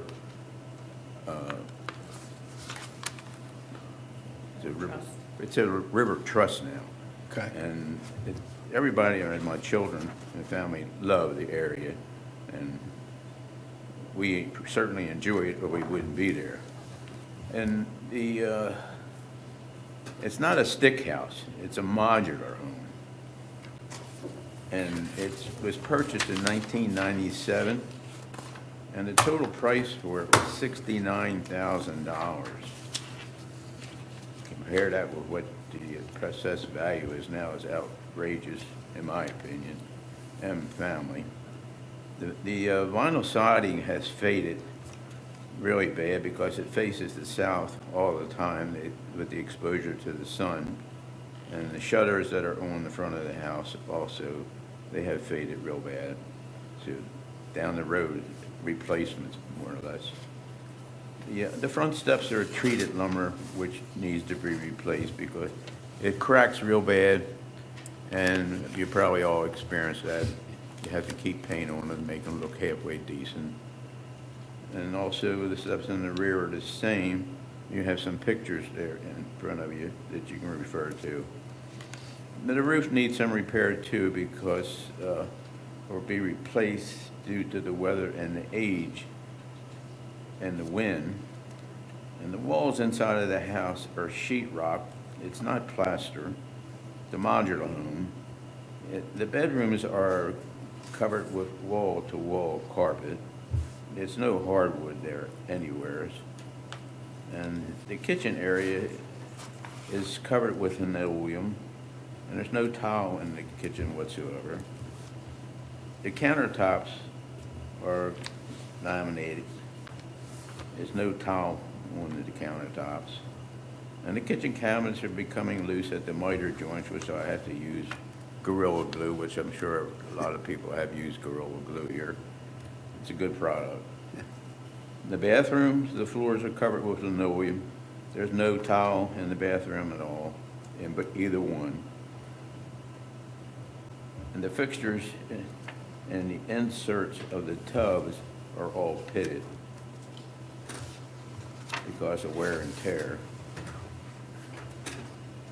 And the windows, I hate to say, have to be propped up in order to keep them up in the up position. Now, I called Virginia Homes about that a couple years after the house was set. And of course, Ronnie Daniels in Warsaw, he passed with a massive heart attack. So I talked to the builder, and he said, well, we're sorry, but we can't do anything about that because the window production's no longer in business. They went out of business.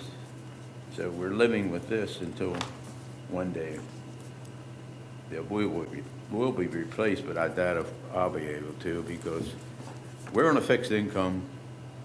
I'm be 91 in May, and my wife is older too, and she's 86, pushing 87. And just to say, I came down here when I was 2 weeks old.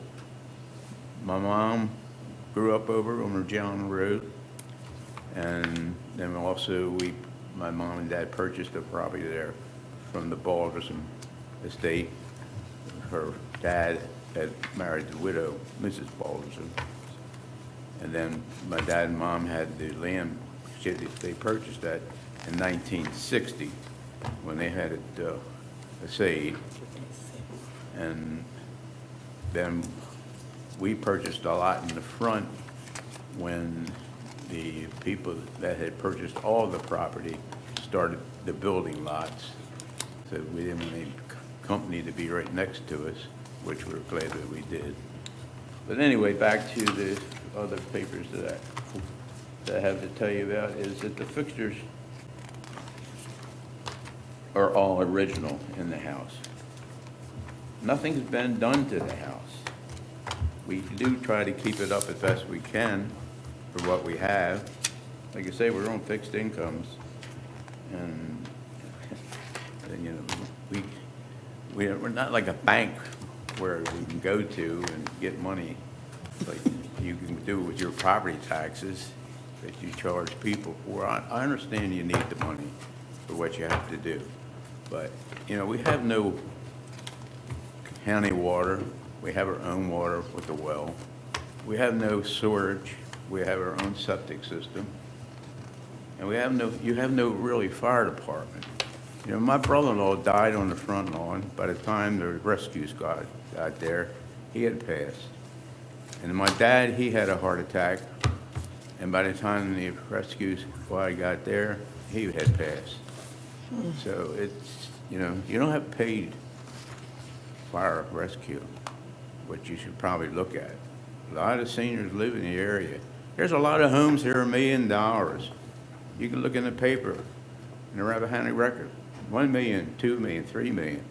But my house is just, it's a modular, $69,000.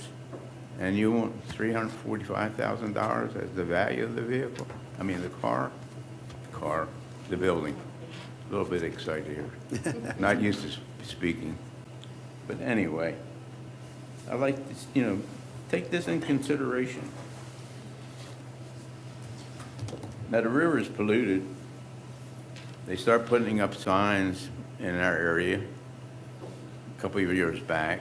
And a lot of times I think, you know, from the dump that we have, bleaching water when it rains heavy gets into the ground. And I don't know how often your septic system here failed, where you had above the groundwater flow, which gravity takes it down to the headwaters up here. And we may be about 3 miles downriver from the courthouse here, from Route 3, on the western branch. And all of a sudden, everything is polluted, and there's signs you can't take any shellfish out because of high, you know, personal, you get sick. And right now, the signs have slowly crept further and further downriver, and it's all the way down to Mary Point now. And even the eastern branch is showing up with pollution signs. And the county came out with, you know, a law, every 5 years you have to have your septic system pumped. Great. But does everybody abide by it? No. We do, because we know how important it is. We have the septic system pumped out. We don't wait until there's a problem where it starts flowing on top of the land going into the river. But I don't know if you people keep in touch with what you have put into law in regards to that. And the other things here that I have down is that the water's bad, that I have to have a boat lift now to keep my boat lift, keep the boat on the lift. Because the water is so bad, it gets the bottom of the boat so bad that it looks terrible. Then it has to come out and be hand washed, power washed also, keep it clean. And with the high water coming down, with the rivers getting higher and higher, and with our storms that we're having, there's a 10-foot trash line most of the time where the water flows over our dock, washes everything away. My daughter had to recently go and pick up our dock box that had broken loose because of the high water, and it was flowed over about 100 yards away, but she was able to recover it. So now that sits on land instead of being on the dock. Of course, the dock was built a long time ago, back when we had the house set with Andy Thorndike, the builders of docks. And you really can't keep anything on there, any chairs or anything, they all have to come off. And I have to take the boat off of the boat lift too when we have high tides, because we're afraid it's going to pick up, even though I have it tied. One time the tides got so high that our neighbor Jim Feldhouse went over and it was on top of the dock. And he was able to get it off the dock and get it secured again. And the other thing that I have here is in regards to your, there's no septic system, like I said, no storage system that you provide for us. No water. No paid fire companies. And I'm afraid, there's a possibility one of my family members could happen to them what happened to my previous family members until the rescue squad could get there. So maybe you should think about having a paid fire company. I know it takes money. I understand that. But there's a lot of seniors down here in Lancaster County.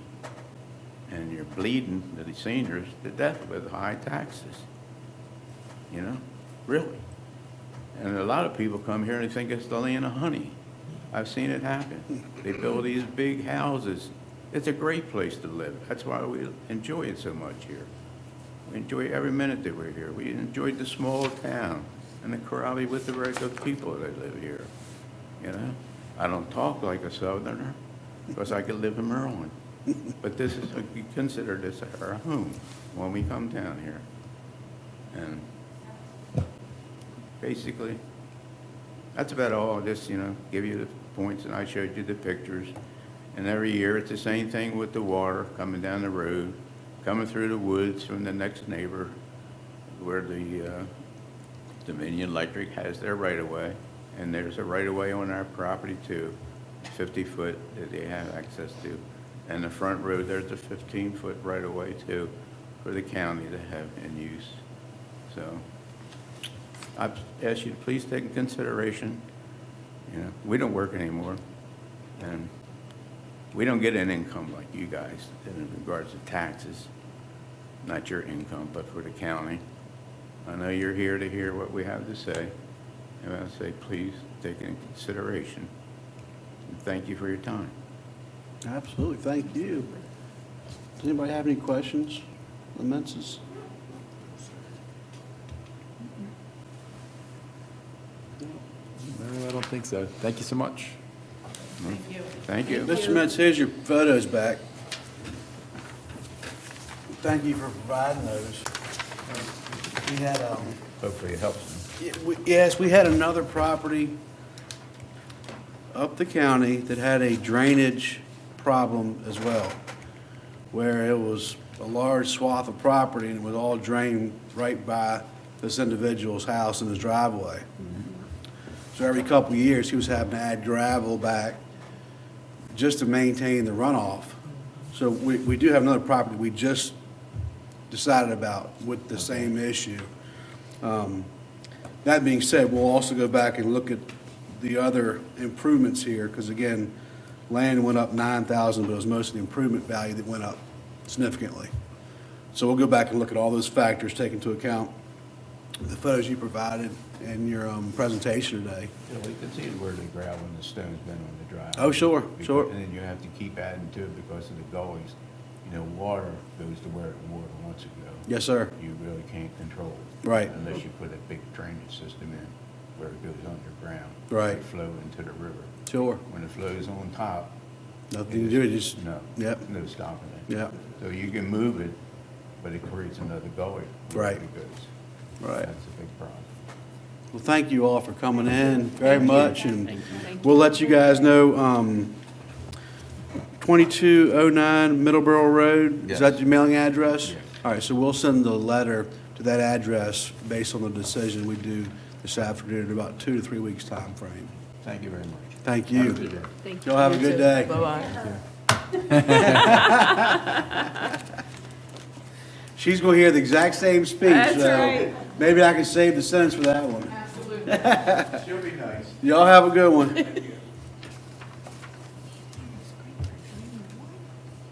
Yeah. 91 years old? Yeah, that's He's carrying it well. doing well, yeah. That's it, till, That's it. till 1:15. Yeah, try and give you all a break.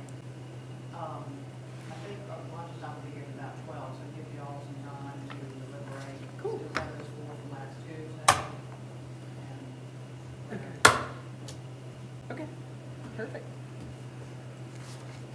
Should we try to pick up the older ones so that it doesn't, I mean, if we don't get to those until that meeting that we have scheduled tentatively where we can consider anything, and all of a sudden that's gonna have been Yeah, because these don't look too difficult. Yeah, that's today. fine. a These month. are- I'll get this. I don't know if we should, Is it 4 of them? It was 4 of them. The big one. Was the green. I think it's gonna be relatively easy. It's the Bruce Julian one. that- Let's do the 3, The 3 others. and save the Bruce Julian.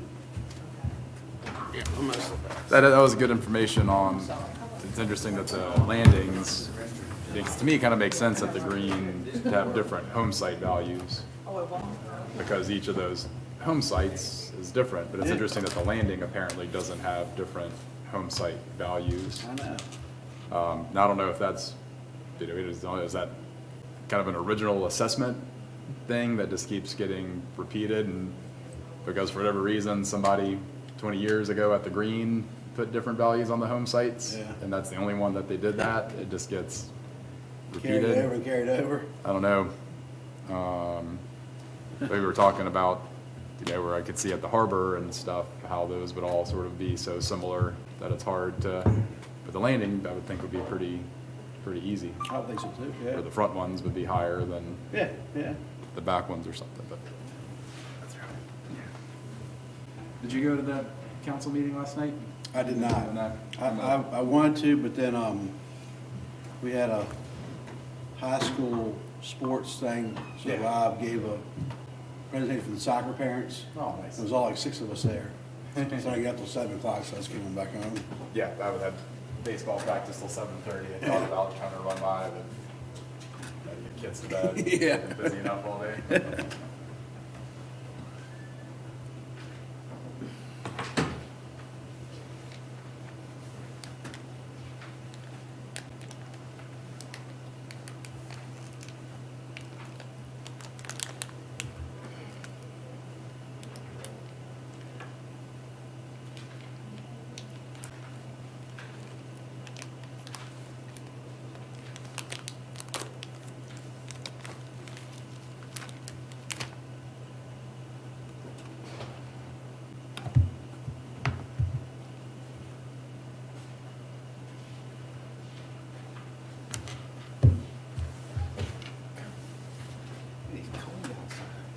It is that. After this weekend?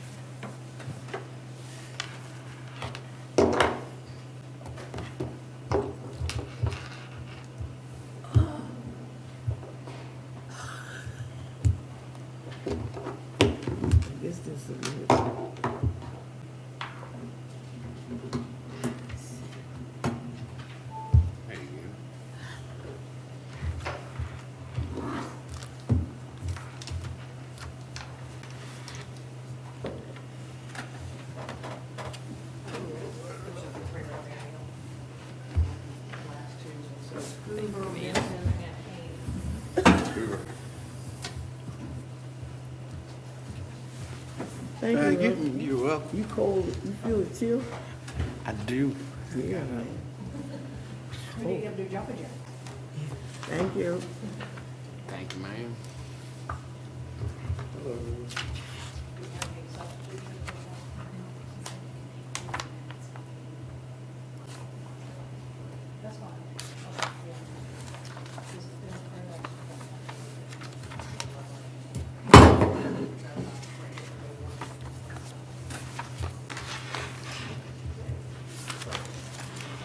Put this on first.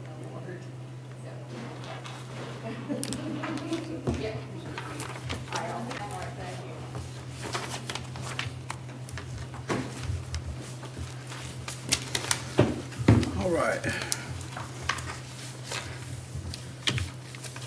Y'all want to start with Mr. Hoover? Sure. Okay. Get her done. Yep. That was.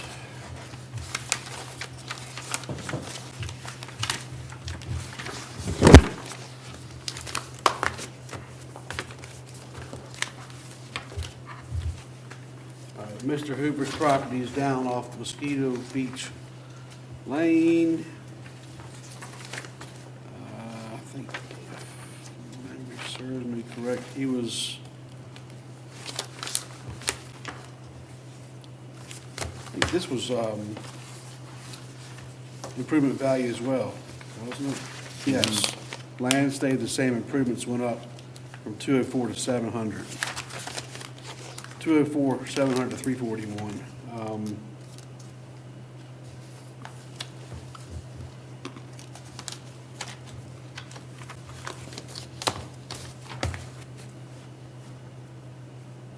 Would a 2,100 square foot house on Mosquito Beach Road sell for $384,000?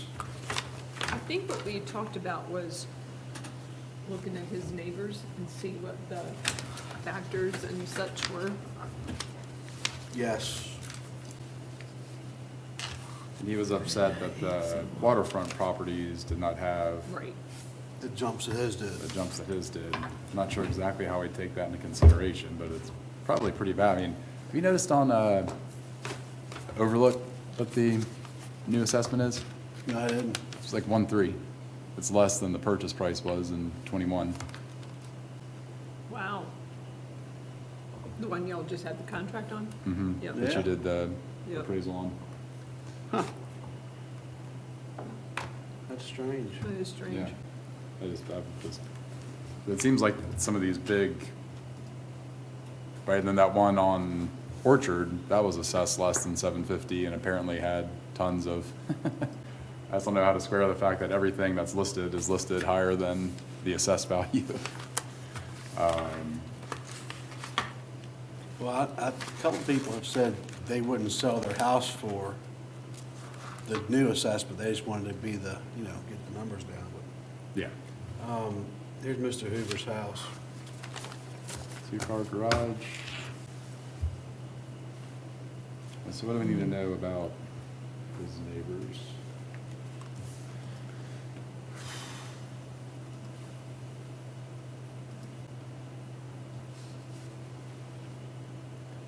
We could look at this one.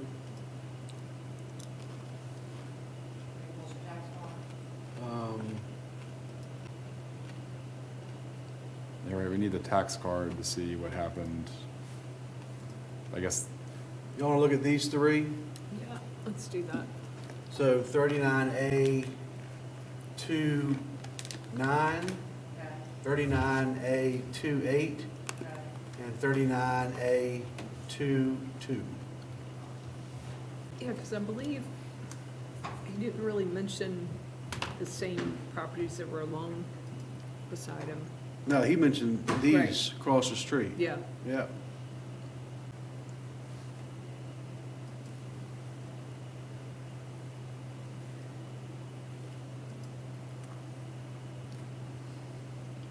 it's, and so many people are focusing on the percent change Right.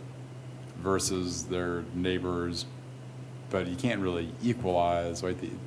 The things that we can sort of ensure are equal are things like the condition of the property, the land value, the depreciation of a similar aged house. So I get it from a homeowner's perspective, you see the percent change, but we can't just sit there and go, well, that percent change was that, so we're gonna make your percent change Right. the And same. we can't really compare his property with the waterfront property. Right. Right. Well, and yeah, so much of it also has to do with the last assessment. The last assessment, most of the off-water stuff stayed the same price, and all the waterfront stuff in Jumped, Whitestone, Irvington, and Yep. Kilmarnock went way up. Yep. Right. And so the delta between the two of them was already was really high after that last assessment, and this one, everything went up, whether it makes sense. So it's like the off-water stuff, because it stayed the same last time, is getting a bigger bump. And then kind of the same thing with Upper Lancaster. All the Upper Lancaster stuff last time went down, I just think it's and then now across- it's all, Yeah, I mean, I just think it's really across the board, because it's all went up, everything went up was, price per square foot on everybody, which is gonna happen. Mm-hmm.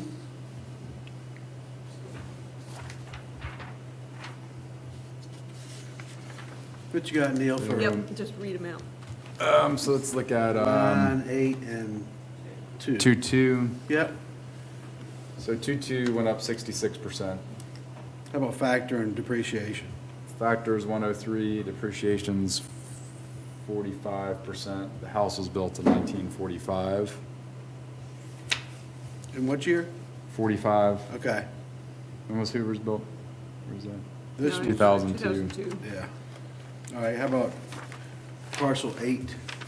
And just 2,500 square feet, $137 a square foot on that one. Okay. Okay. 8 factor is 107. Depreciation is 23%. House was built in 74. Total change is 40%. Square foot? 1688 at 150 a square foot. Okay.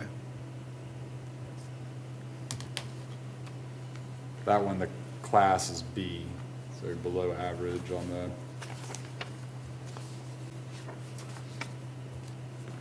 just sold. And then 2.9 was built in 79.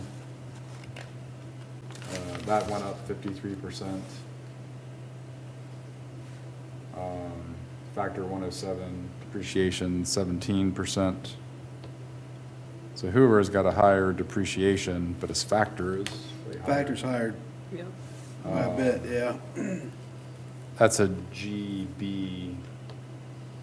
Number 9. Yeah. So wait, so B is actually a higher class? Yes. Okay, not below, that's the conditions one that does that. So they've actually got a higher class on those than they do on.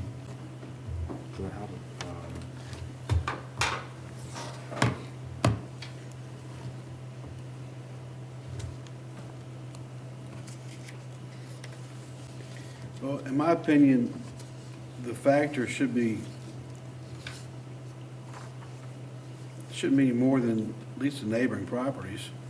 Yep. 107, 107, 103 are the factors on the neighboring properties. Mm-hmm.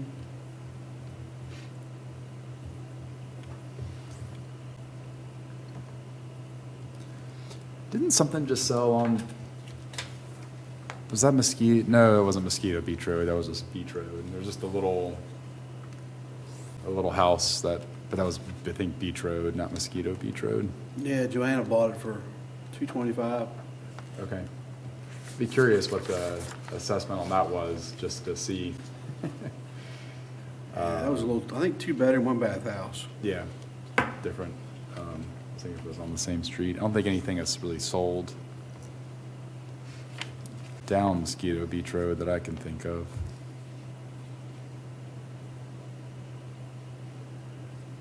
I was gonna bring this up to the gentleman who was just here, but, you know, because obviously a lot of people are complaining about their overall taxes, right? The county went from 2.8 billion to 3.8 billion in total value. So that's about a 35% jump in property value. So if your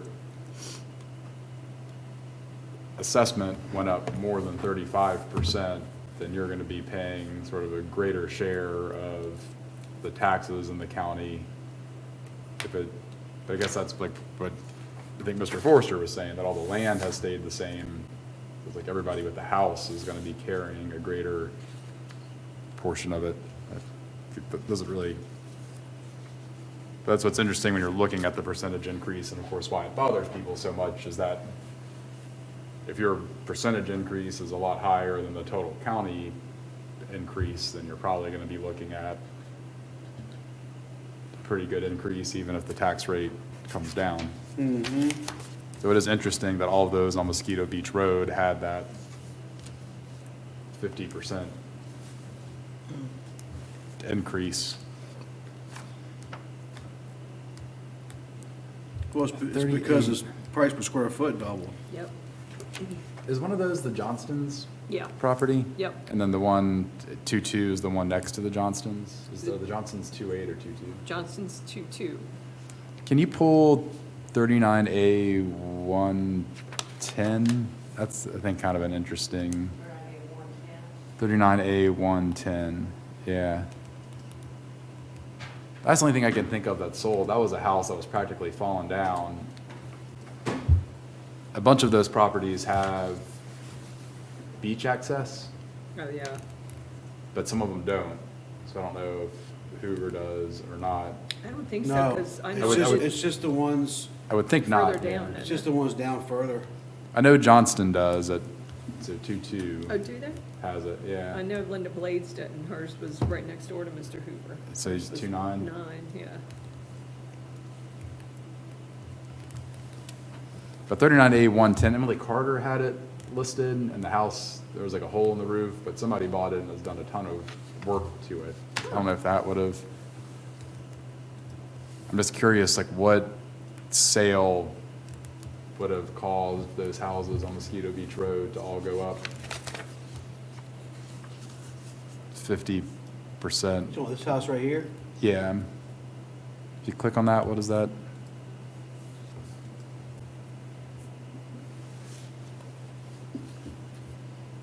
$2021, selling price of $184. Total value is $222,800.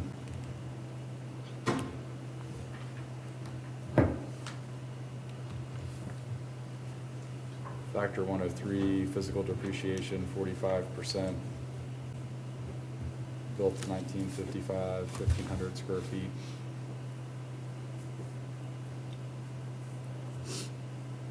Yeah, I don't think that's really helpful. It's interesting because I know that they've done a ton of work to it, and there was like a hole in the roof, and it was almost a tear down, but Wow, Brooks was interested in it when it came on the market, but not at that price. what it was listed for. Mhm.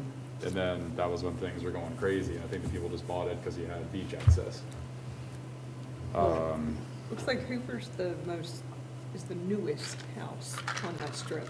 Yeah, so I mean, really, his depreciation at 18%. Yeah, I guess that seems in line, huh? The other stuff is 45, 23. One of the ones built in 79 has less physical depreciation Yeah. than he does. I know, I was looking at that.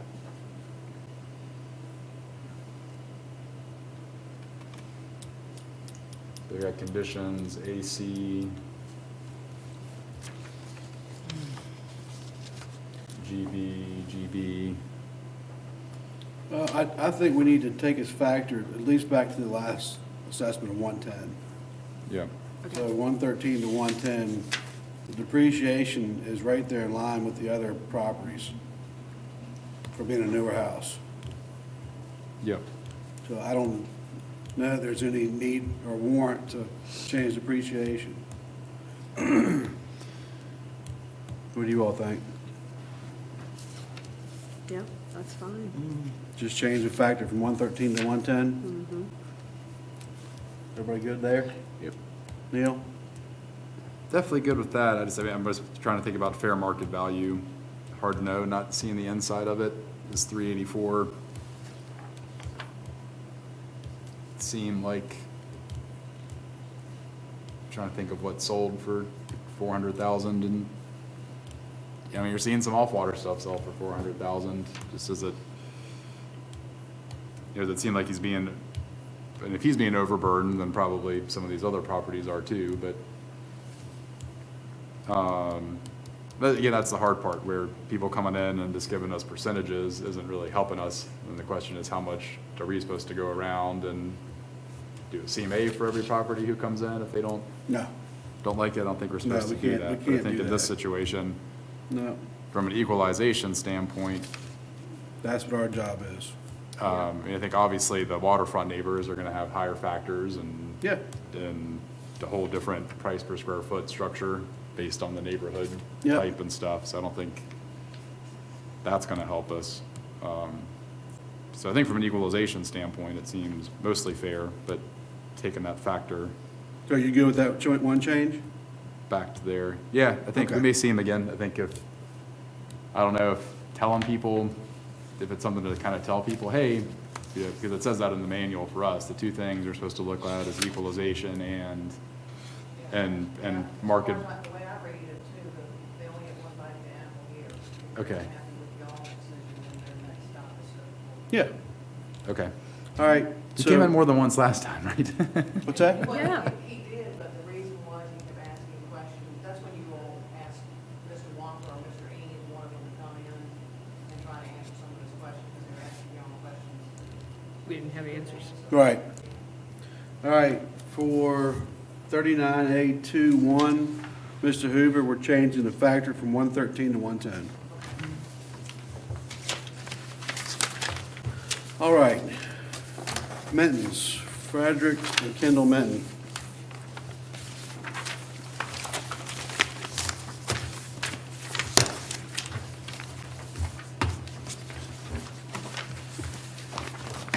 Oh, yeah, this is the.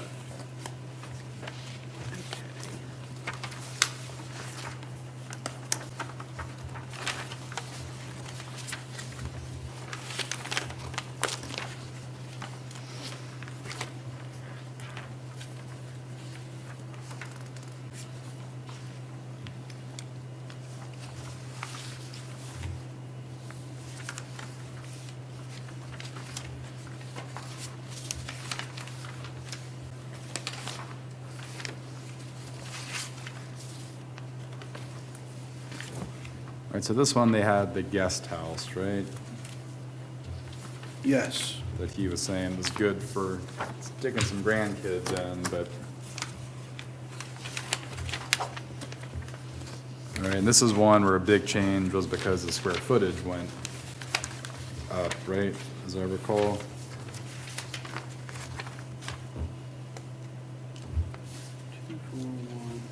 This was definitely the one with the economic appreciation because of the tides in construction. Right, this is the Yes. one, I mean, a huge reason for his increase is that he told the assessor his house was 3,200 square feet, and the old assessment was based off of 2,400 square feet. So he's got 800 more square feet being assessed at a way, way higher rate. I mean, the economic depreciation is on there is fine. I feel like down there, by the time you get to the water, I mean, once that construction is over, it's not gonna Right. bother anything.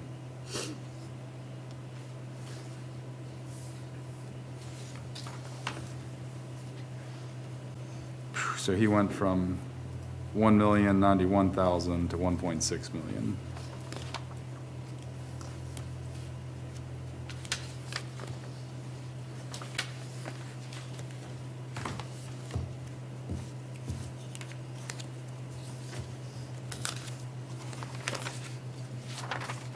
What's the?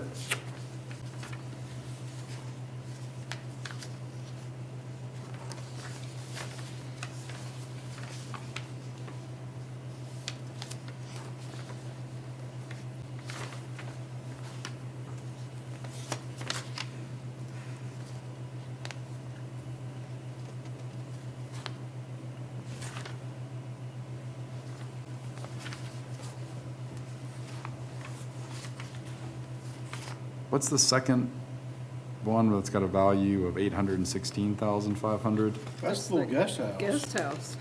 Are those two added together, or is the guest house, the value of the guest house go up $500,000?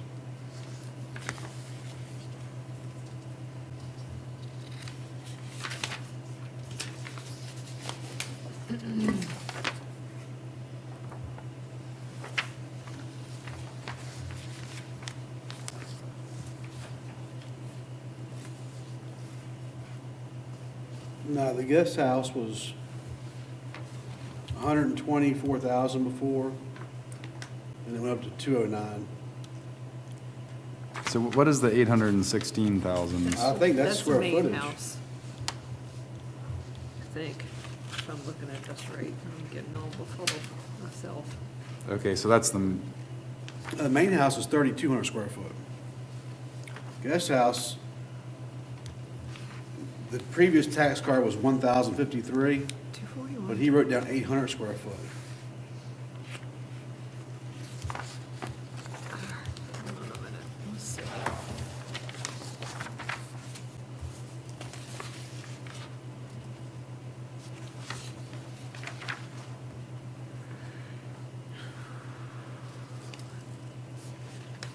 I'm just not understanding exactly where the two tax cards kind of, I know, I'm like, how do you doing- follow the path? Does Yeah. the, All right, let's see. so he's got the building. Okay, so the main house is 816,500. Yeah. Yep.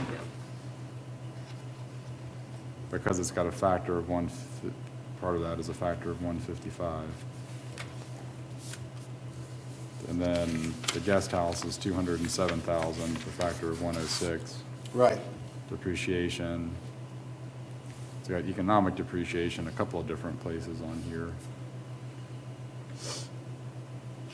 And then that building value, and then you add the other improvements to that to get to the 1,003,000, and then add the land at 614,200 to get to 1.6.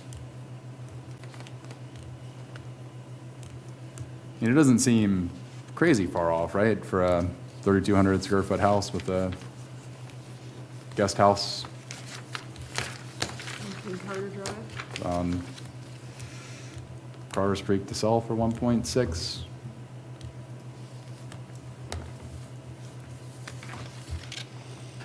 Unless it's real.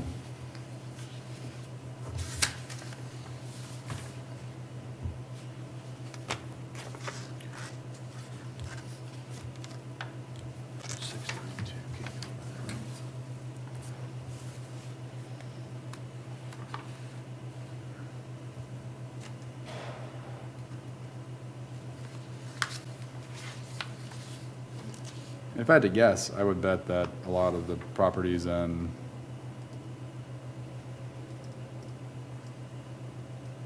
Irvington are selling under their assessed value, but maybe I'm wrong. I mean, selling for more than their assessed value.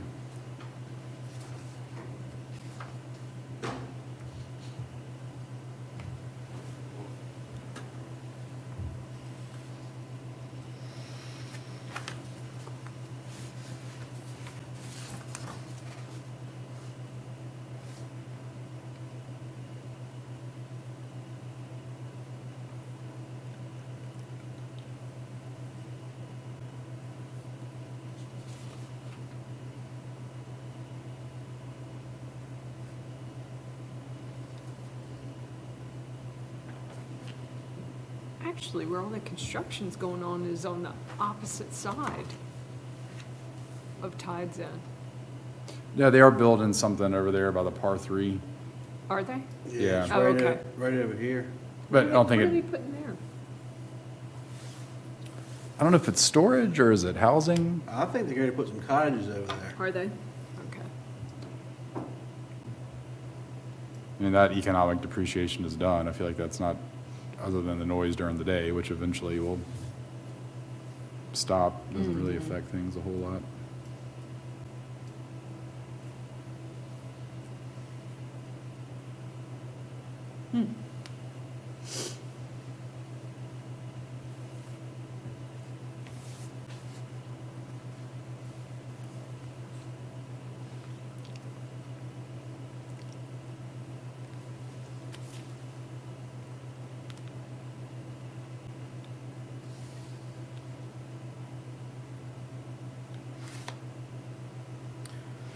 Well, Just as an example of something that, I mean, Gabe's old house was assessed at 1,165,700 and sold for 1.6. Just, I don't know if his should be assessed the same, if that's what Gabe's is assessed at. Now it's not his anymore, but,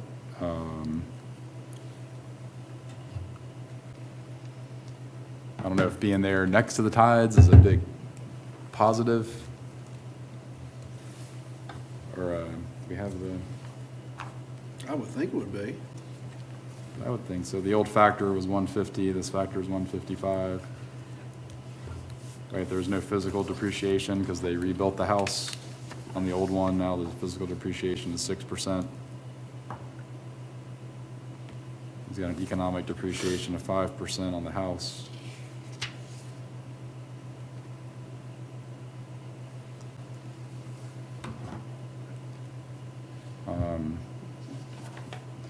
This is a good example of how looking at percentage increase can be misleading, because a big part of it is increase in the square footage. That's it. Yep, He doubled. yep. And he did say the Yep. 3,200 was correct, right? Mhm. Okay. So 140,000 of the increase was just because he was honest and told the assessor when he came to visit that his house was 3,200 square feet, Right. when he'd been paying on 2,400 square feet.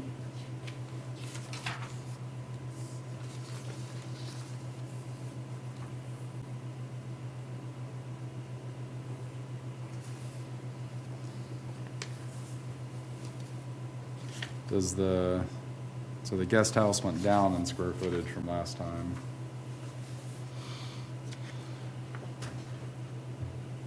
I don't get, the house is 2016. The guest house was 2017. The house, a factor of 155. The guest house, a year newer, a factor of 106. Oh, the guest house isn't on the water, right? That's what I don't fully understand on the whole factor situation.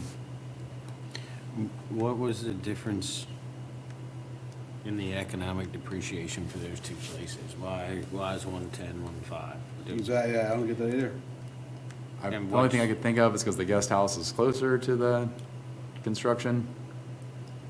I mean, he convinced the assessor to put that on there, so I'm okay on the economic depreciation, I guess, do you make the economic higher on the house? But if you're gonna have, why a 5% difference if you got from here to that wall away with the construction, you're still gonna hear it and see it. I mean, if anything, we make them both the same.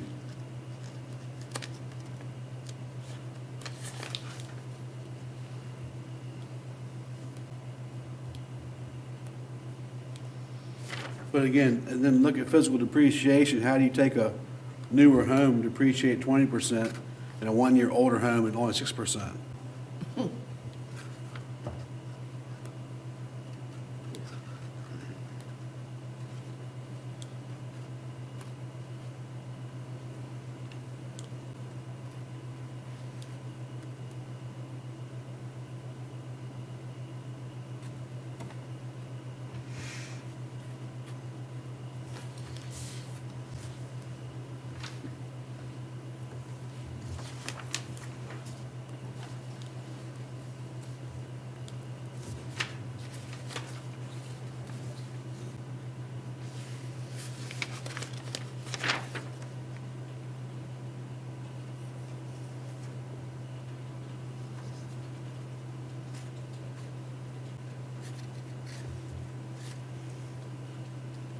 Anybody have any suggestions?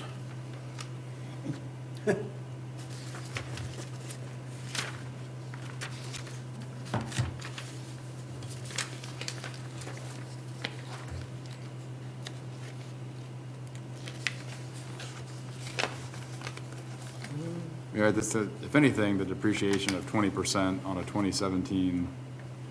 Now, on this one, it says the building is 1960, I right? know, that's what's throwing me. I'm like, That's why it's a wait. 20%. But the old house was demolished in 14, and there was a new house put there in 2017. The guest house. Yep. The depreciation is probably based off, even though there's a note, I think. Well, the old house being demolished in, well, even 17, that was there for the last general assessment of 2019. I don't think that the guest house was rebuilt. I mean, I thought he was talking about how bare bones the guest house was, and that was part of his, I think he said it doesn't have a kitchen, and then the guest house is being valued, essentially like it's a regular house, right? That kind of, So maybe the guest house really is 1960? And this is just talking about I don't know if that new house for 2017, is the main house? that over here, it says house on for 2017, house demolished for 20. I think whenever there's like a guest house on a property, it always gets really wonky, I feel like, with the tax cards and,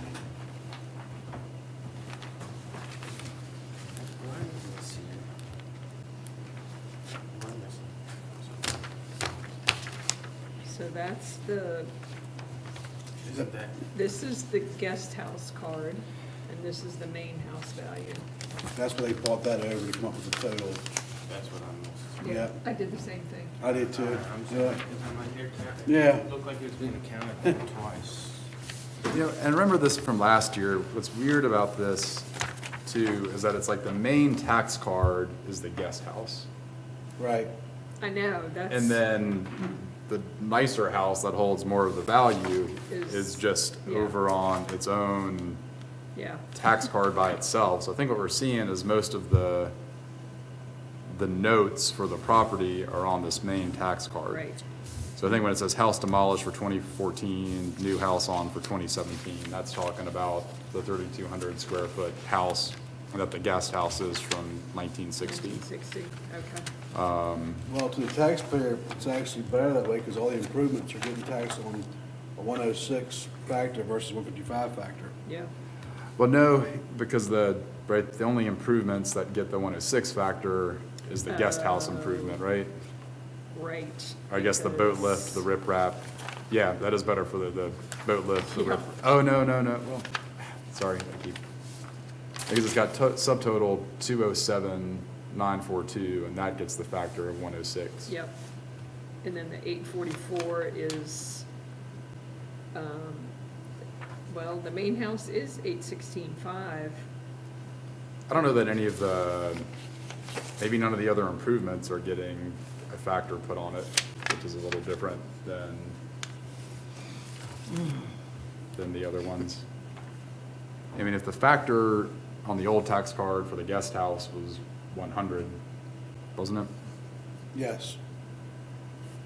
I remember the gift tax abatement a few years ago. This is what they raised, anyway.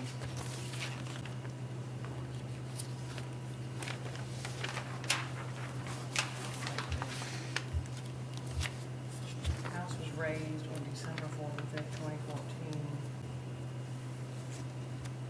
Rebuild was supposed to be completed in 2015. Oh, that might help you with knowing. Oh, you know what? I think he gets Okay. I don't know which one, something too. it makes it sound like it's the main home. It's the main house, yeah, I think that is correct. The guest house is 1960.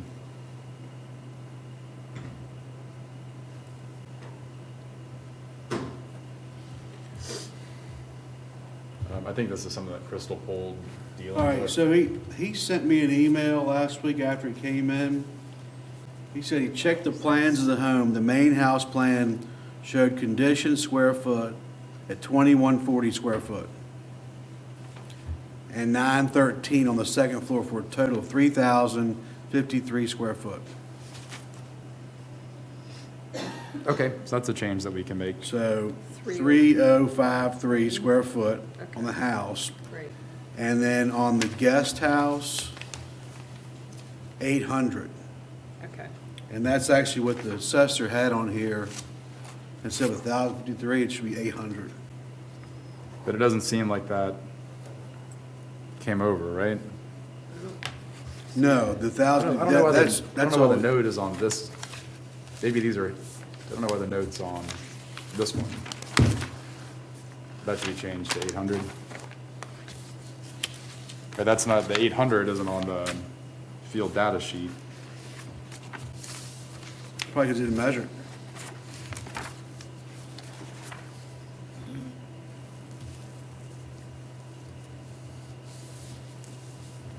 Yeah, so they kept the same 1,053 square foot on the old data sheet.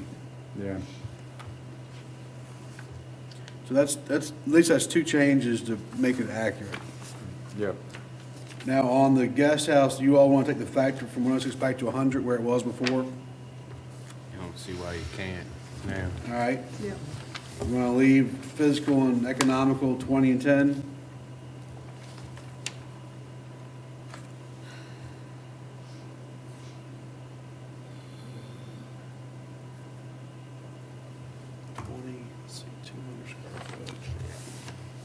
Yeah, I wish I knew a little bit more about that physical depreciation, because it sure seems, Well, it's going to save him $40,000 right now just on the value of the home for correcting the square footage. So Yeah. I think at least that's, again, just getting back to facts. But physical depreciation and economical, yeah, I'm just not sure what we look at, but I can see the physical depreciation on a 1960. You know, we were looking at the ones for, I don't know, definitely seen a lot of 1960 structures with more than a 20% depreciation. you want to go to 30 on that? Yeah. Let's do All that. right, and keep economical at 10? Yeah. Okay. Is everybody good on that one? Yep. All right, on the main house, we're correcting the square footage to 3053. Factor 155, physical at 6, and economical at 5. Do we want to bump that economical to match the cottage? Yeah. I think we I think you got to keep them the same if Yeah. you're really right next door, you're driving past it. should. Right. Physical depreciation of 6% for a home that was set at 7 years old now, and factor 155. Yep.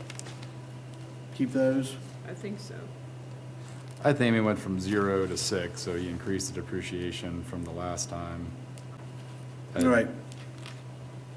Again, those depreciation numbers, I think, are hard, they're all over the board. I don't know. And the only thing, the only leeway, we could go back to the factor of 150, since we did it on the cottage too. Okay. 5% down from where it was, but is everybody good there on Is that that one? where it was on the last card anyway? Yeah. Yeah. All right, so are we good on Minton? Everybody in approval? Yes, sir. Okay. All right, Crystal. 33,241. The main house, we need to correct the square footage. On the card, it's got 3,200. It should be 3,053. On the factor, we're taking from 155 down to 150.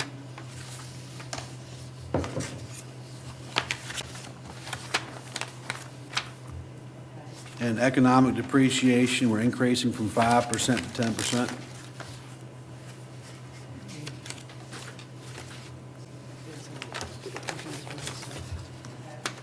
And on the smaller guest house, we're correcting the square footage on the card. It's got 1,053.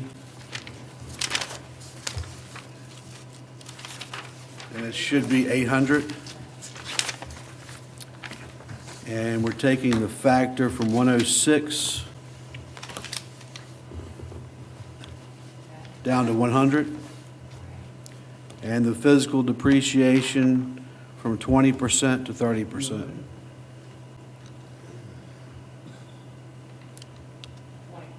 From 20% to 30%.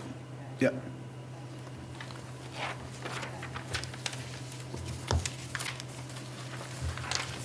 Great work, guys. That was a little bit complicated.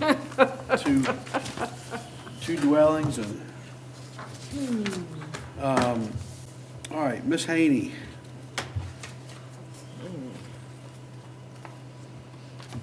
Miss Haney. That's the little one that's by Wilson Trucking. Yes, yeah. that's right. I've never really paid attention to until she started pointing it out. And now I'm like, oh, yeah. That's exactly right. So this is just a question of reclassifying that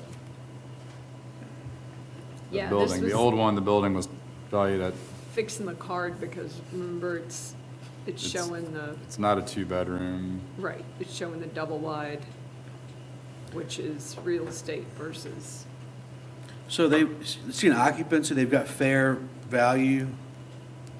This is one where we can take off and just say the fair market value is X, Y, Z. since it's essentially a shell or a shed. Right. Yep. But then Marlon still needs to fix this information on here since the double wide or single wide, whatever it is considered real estate and not, I mean, considered personal property and not real estate. Yes.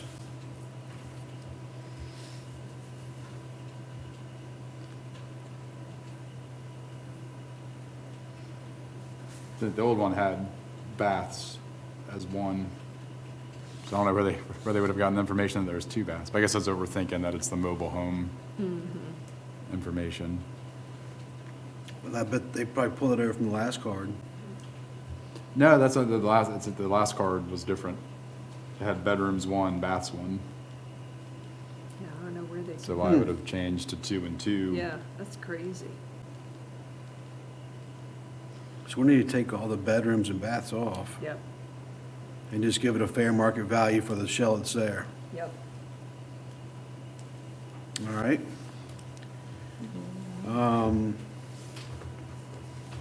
Well, I guess that's like, what was the designation last time that gave $8.96 a square foot? Right, And what changed to 53 a square foot? right. Okay, condition, the old one was condition P, class E. Now we've gone to condition G, class C. I mean, she did fix up the exterior. I It don't went think from that really condition makes a- poor to good, Yeah, and E was the worst case, Yeah.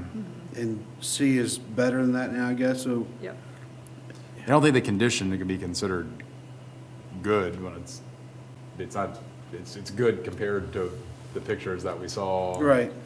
on Vamanet, but it's not good from the perspective of it being a house, but it's not Yeah. a house. Yeah. So change those back to P and E. I love that, age, old. Should we make those changes and see what the text card comes back at? Or do we just put a fair market value on the I building? think we give it a of- fair market value. So if last time it was 2,500, she's made some improvements, is it a $5,000 building? It certainly cost you more than that to buy a shed from the shed man and put it on the side of the road to run a little, what was she doing out of there, like yard sale I think kind of so. stuff? So that's what she wants to do, yeah.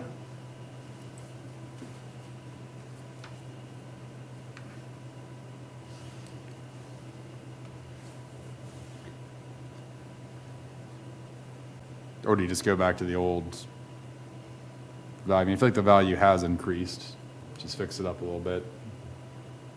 It's a new, So the old value is 2,500.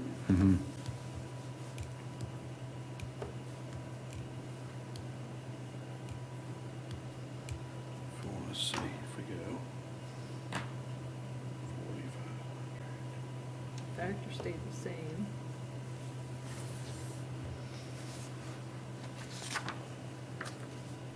I say 35 or 4. Yeah, maybe 3,500. cool. Yep, You okay with that? yep. Okay. I just wonder why they got Mount Vernon Church up here. She get her mail at the church. That's just the legal description for it, because it's across the way. So the All right, green- Crystal, 34,222 Okay. for Teresa Haney. We're getting rid of the building, the bedrooms, bathrooms, and all that stuff, and just giving a fair market value of $3,500. And that's for, The structure that's on it. That little shed. She's got a mobile home on there, but And the mobile home needs to be taken off, because they're not giving it any value, but it says mobile home on site. Well, I guess that if it's no value to it, they can leave it on there. yeah, But it's just It's taking off taxed the as personal bedroom. property. yeah, take off the. Take off the bedrooms, bathrooms. And should we change the conditioning class to PE while we're at it, or just leave those where they Well, are? actually, it says heat pump and electric. We gotta take that off too. Yeah. There's no heat system. yeah, because usually a mobile home is considered personal property. Right. Right. Yeah, I think it's And like- they're not, it's not showing here it's giving you value or taxing, but it's, My experience, when they put that notation on the tax card, it's mobile home, it's like that's usually refers to something that's being taxed as personal property. right. Yeah, Could be wrong. yeah, yep, That's usually what I've seen. Yeah, All right, so you're talking about fair market value on that little building in yeah. front? yes. You say that was David, 3,500? 3,500, and we need to take off bedrooms, take off bathrooms. No heating system, fuel, nothing, AC, no.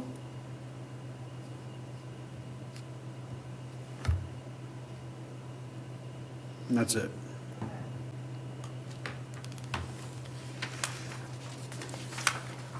All right.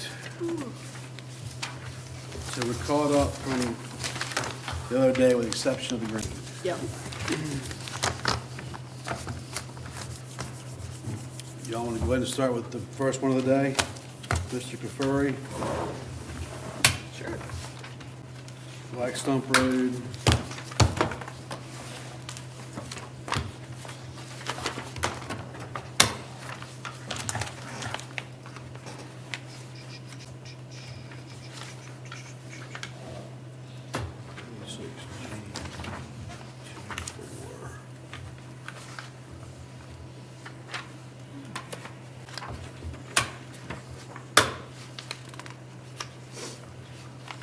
This is what we need the old car for this one, I think, wasn't it?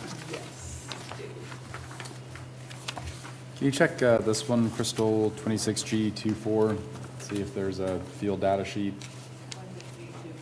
Yeah, like some of these other ones, and if not, then get the old tax card. Please, thank you.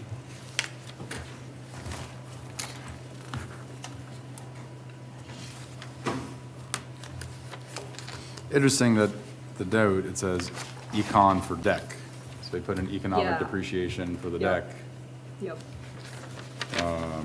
So he's definitely pushing to get depreciation raised on this one, since no improvements made, and Put a factor of 165.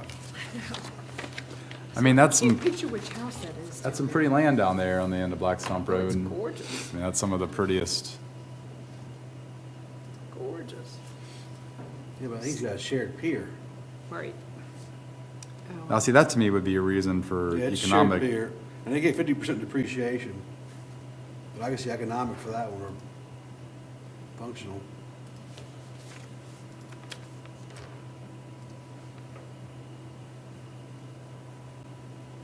People typically don't like shared piers a whole lot.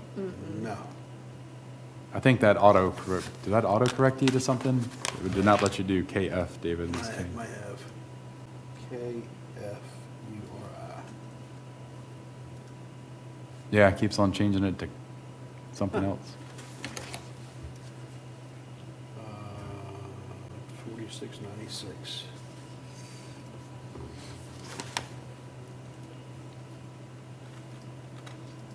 In-ground pool, value, pier shared, 50% depreciation.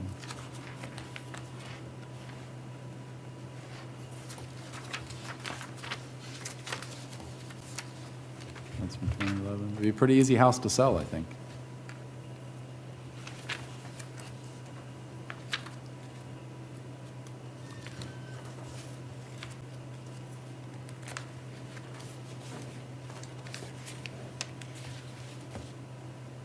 So he had a nice chart for us, right? I think. Yeah, this one. So what we need to do for that is pull these other, some of these other addresses to see.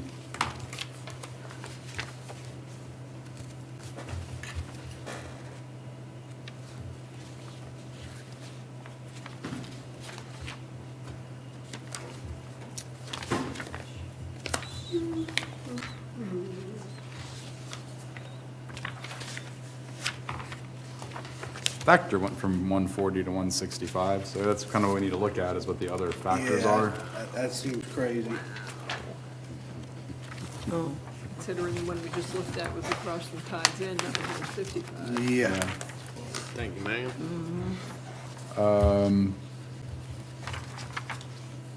Can you, I guess, can you look on the GIS, David? Let's pull, do we need to pull a bunch of the tax cards of the surrounding properties Sure. to see what their depreciations and, We go G222325, 2.6? 26.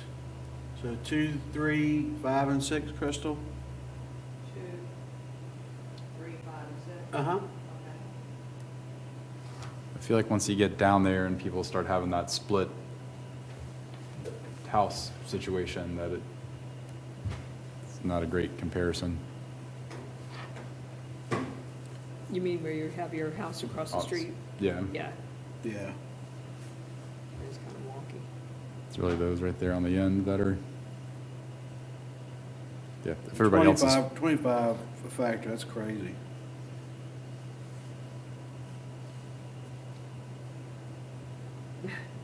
That is.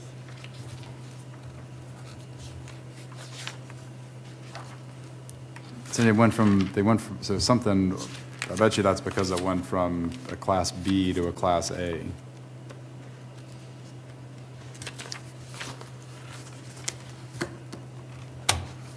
But that affects,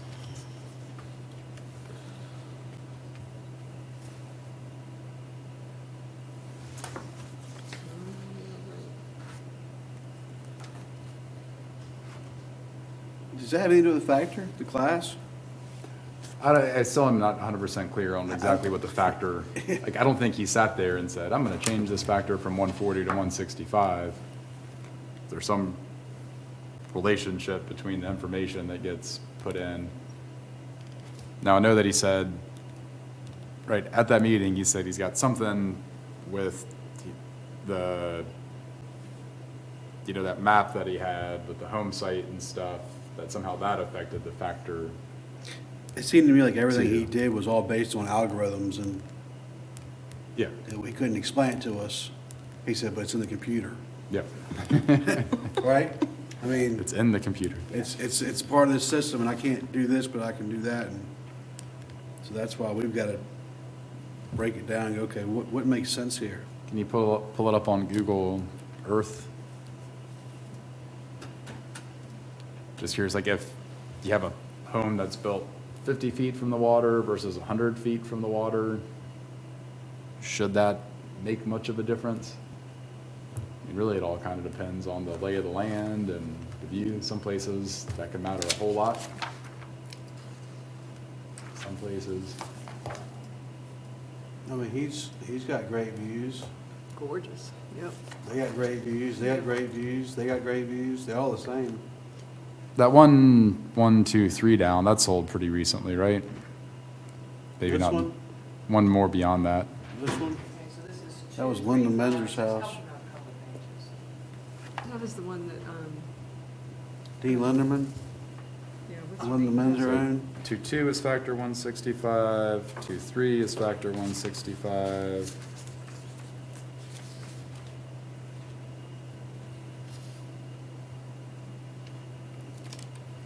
Do 6 is factor 165. What was their land values? Probably the same, 400,000? Home site 325, home site 325, home site 400. Home site 400. And these guys are home site 400. I don't know why there'd be a $75,000.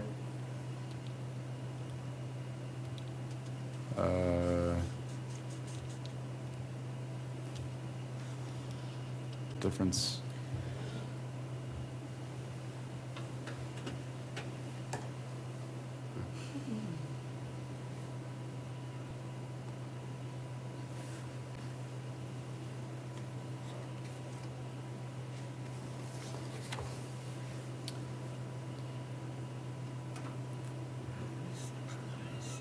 Besides the deck, are there any other things he said that, I know they hadn't made any improvements, but anything else that he said was really in need of? I think he said need a new roof.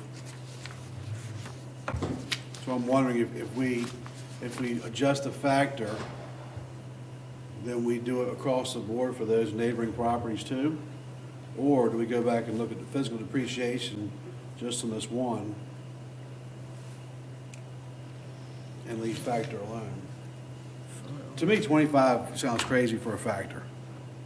They're 165. We haven't seen anything that large yet. Jack and Francis was 225. I mean, that's certainly some of the more valuable property on the, I'm curious if subdivision or area, county, street. And the last time one of those things sold.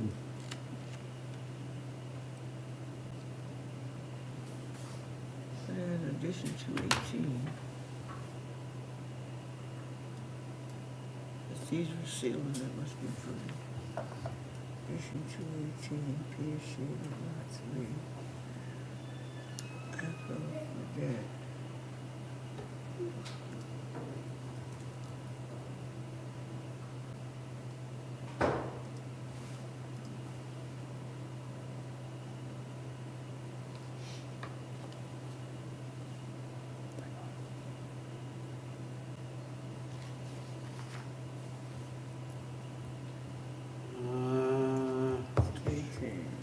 Let's see, 950, 1,150,000,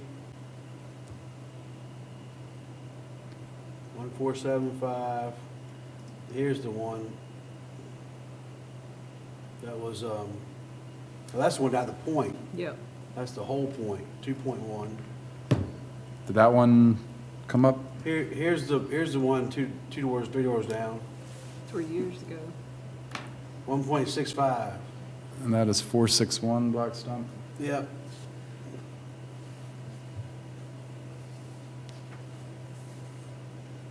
Well, that's got 2,600 square foot more than this house. Curious what the assessment is. Did we pull that one? I don't think we did pull that one. On, We did 2-2, but not, Oh, on one, yeah. Oh, we can just probably kind of look at the assessment here. 186. The 146 improvements.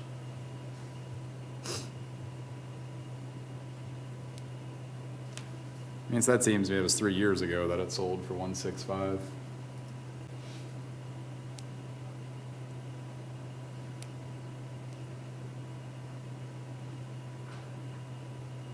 What did the one on the end of the point sell for? 2-1. And we didn't pull that one either. Did we pull that one? That was 3 years ago, too. 4661. But it sold to these people for 2.4. And that's 10 acres. That's the whole point.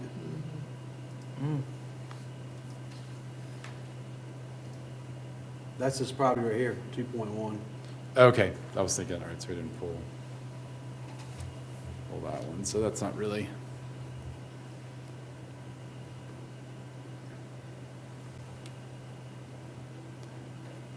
I mean, even from an equalization standpoint, if all the factors are 165, then I mean, I think most of these would probably sell for pretty close to what they're, What about the discrepancies in the 400? You said the other was, were they 325, the home site values? I think like, so 2.5, the home site value is 325. This one here. 2.6, the home site value is 325. That's weird. They They're were both out of right the there on the point. point. So why can't we take his back from 400 to 325? Good. Adjust the other from 400 to 325? We could take all these right in here and do the same thing with them. Yeah, and then you've got room with physical depreciation with the stuff that he was saying they had not done to the Right. property. Right. You could probably make a little bit of a difference there, and then the rest of it's kind of, I mean, I would probably take those, I mean, I don't think I would change it, but if I was gonna do anything, I would probably change them all to 400. I think any of those pieces of land would sell for $400,000 if it was empty in a heartbeat. I mean, I don't wanna, Yeah, I was thinking when I go back. and again, I Well, mean, it depends. I mean, this is only 3/4 of an acre. yeah. Once you got a septic location there, I mean, how, in a setback, how big of an envelope do you have? So is that a reason for it to be 325 versus 75,000. 400?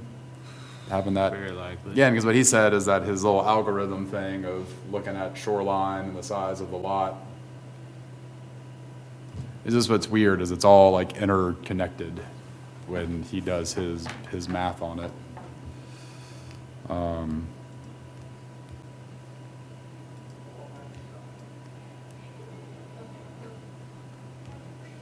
What, how much acreage was on 5?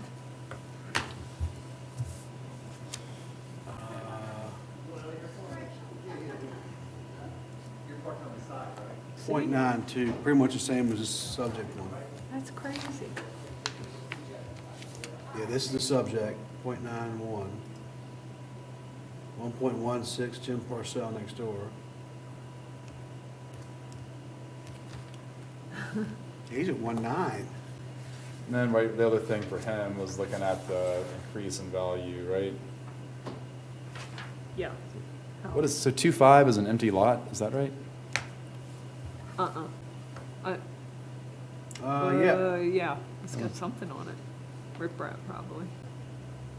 So yeah, 2.5, the value didn't change on the land from the last assessment. 2.6, their assessment went from 938,000 to 1.38 million, so that would be a good one to look at from an equalization standpoint, I think. Why is, right, so a big thing here is their house is 500 square feet bigger. This land is that 325,000. Factor 165, physical depreciation 12.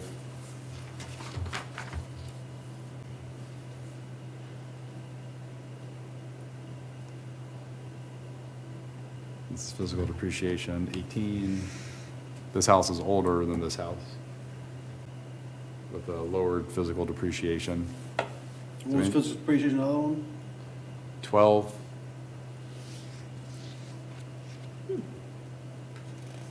But, maybe he's obviously trying to do something, right? The economic depreciation wasn't on the old one, was it?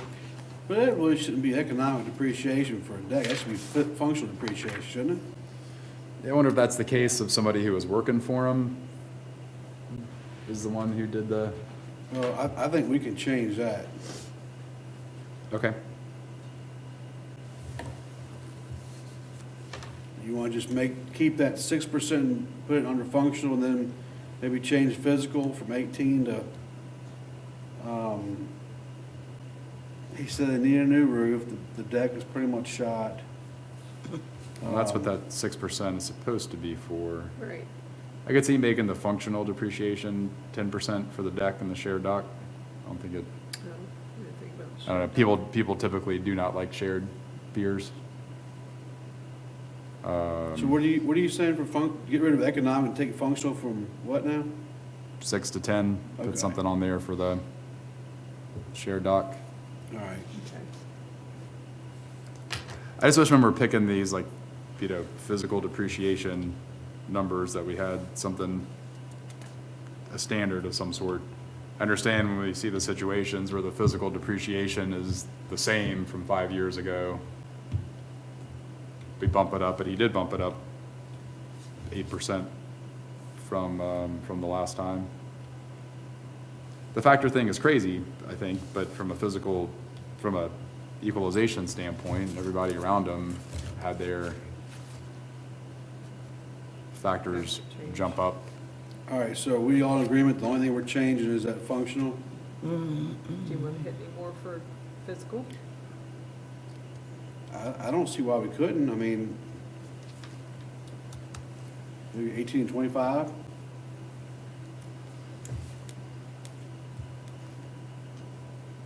I mean, I guess just get a little bit worried that if everybody who comes in, is there ever, like, what situation would somebody come in and not get lowered? I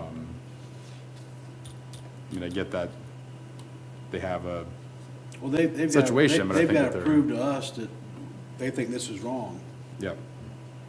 And I think from hearing their case, it sounds like there's a lot of things that they need to do at the house they couldn't do it because the wife was sick and they were taking care of her. So, I don't have a problem bumping the physical up a little bit, but that's up for the board to decide. I'm fine with 25. I don't have any problem. Bumping it up? RJ, Yes, sir. Neil? All right, let's bump it. Hit it. So physical to 25, Yep. economic to 0, but functional to 10. Yeah. 26G24. We're gonna take the physical depreciation from 18 to 25. Get rid of the economical depreciation and assign functional depreciation of 10%. Yep. And you're leaving the factor the same, right? Yes. Okay. Lunch is here. Let's do it. Yay. I think we need some brain food. A change. Yeah.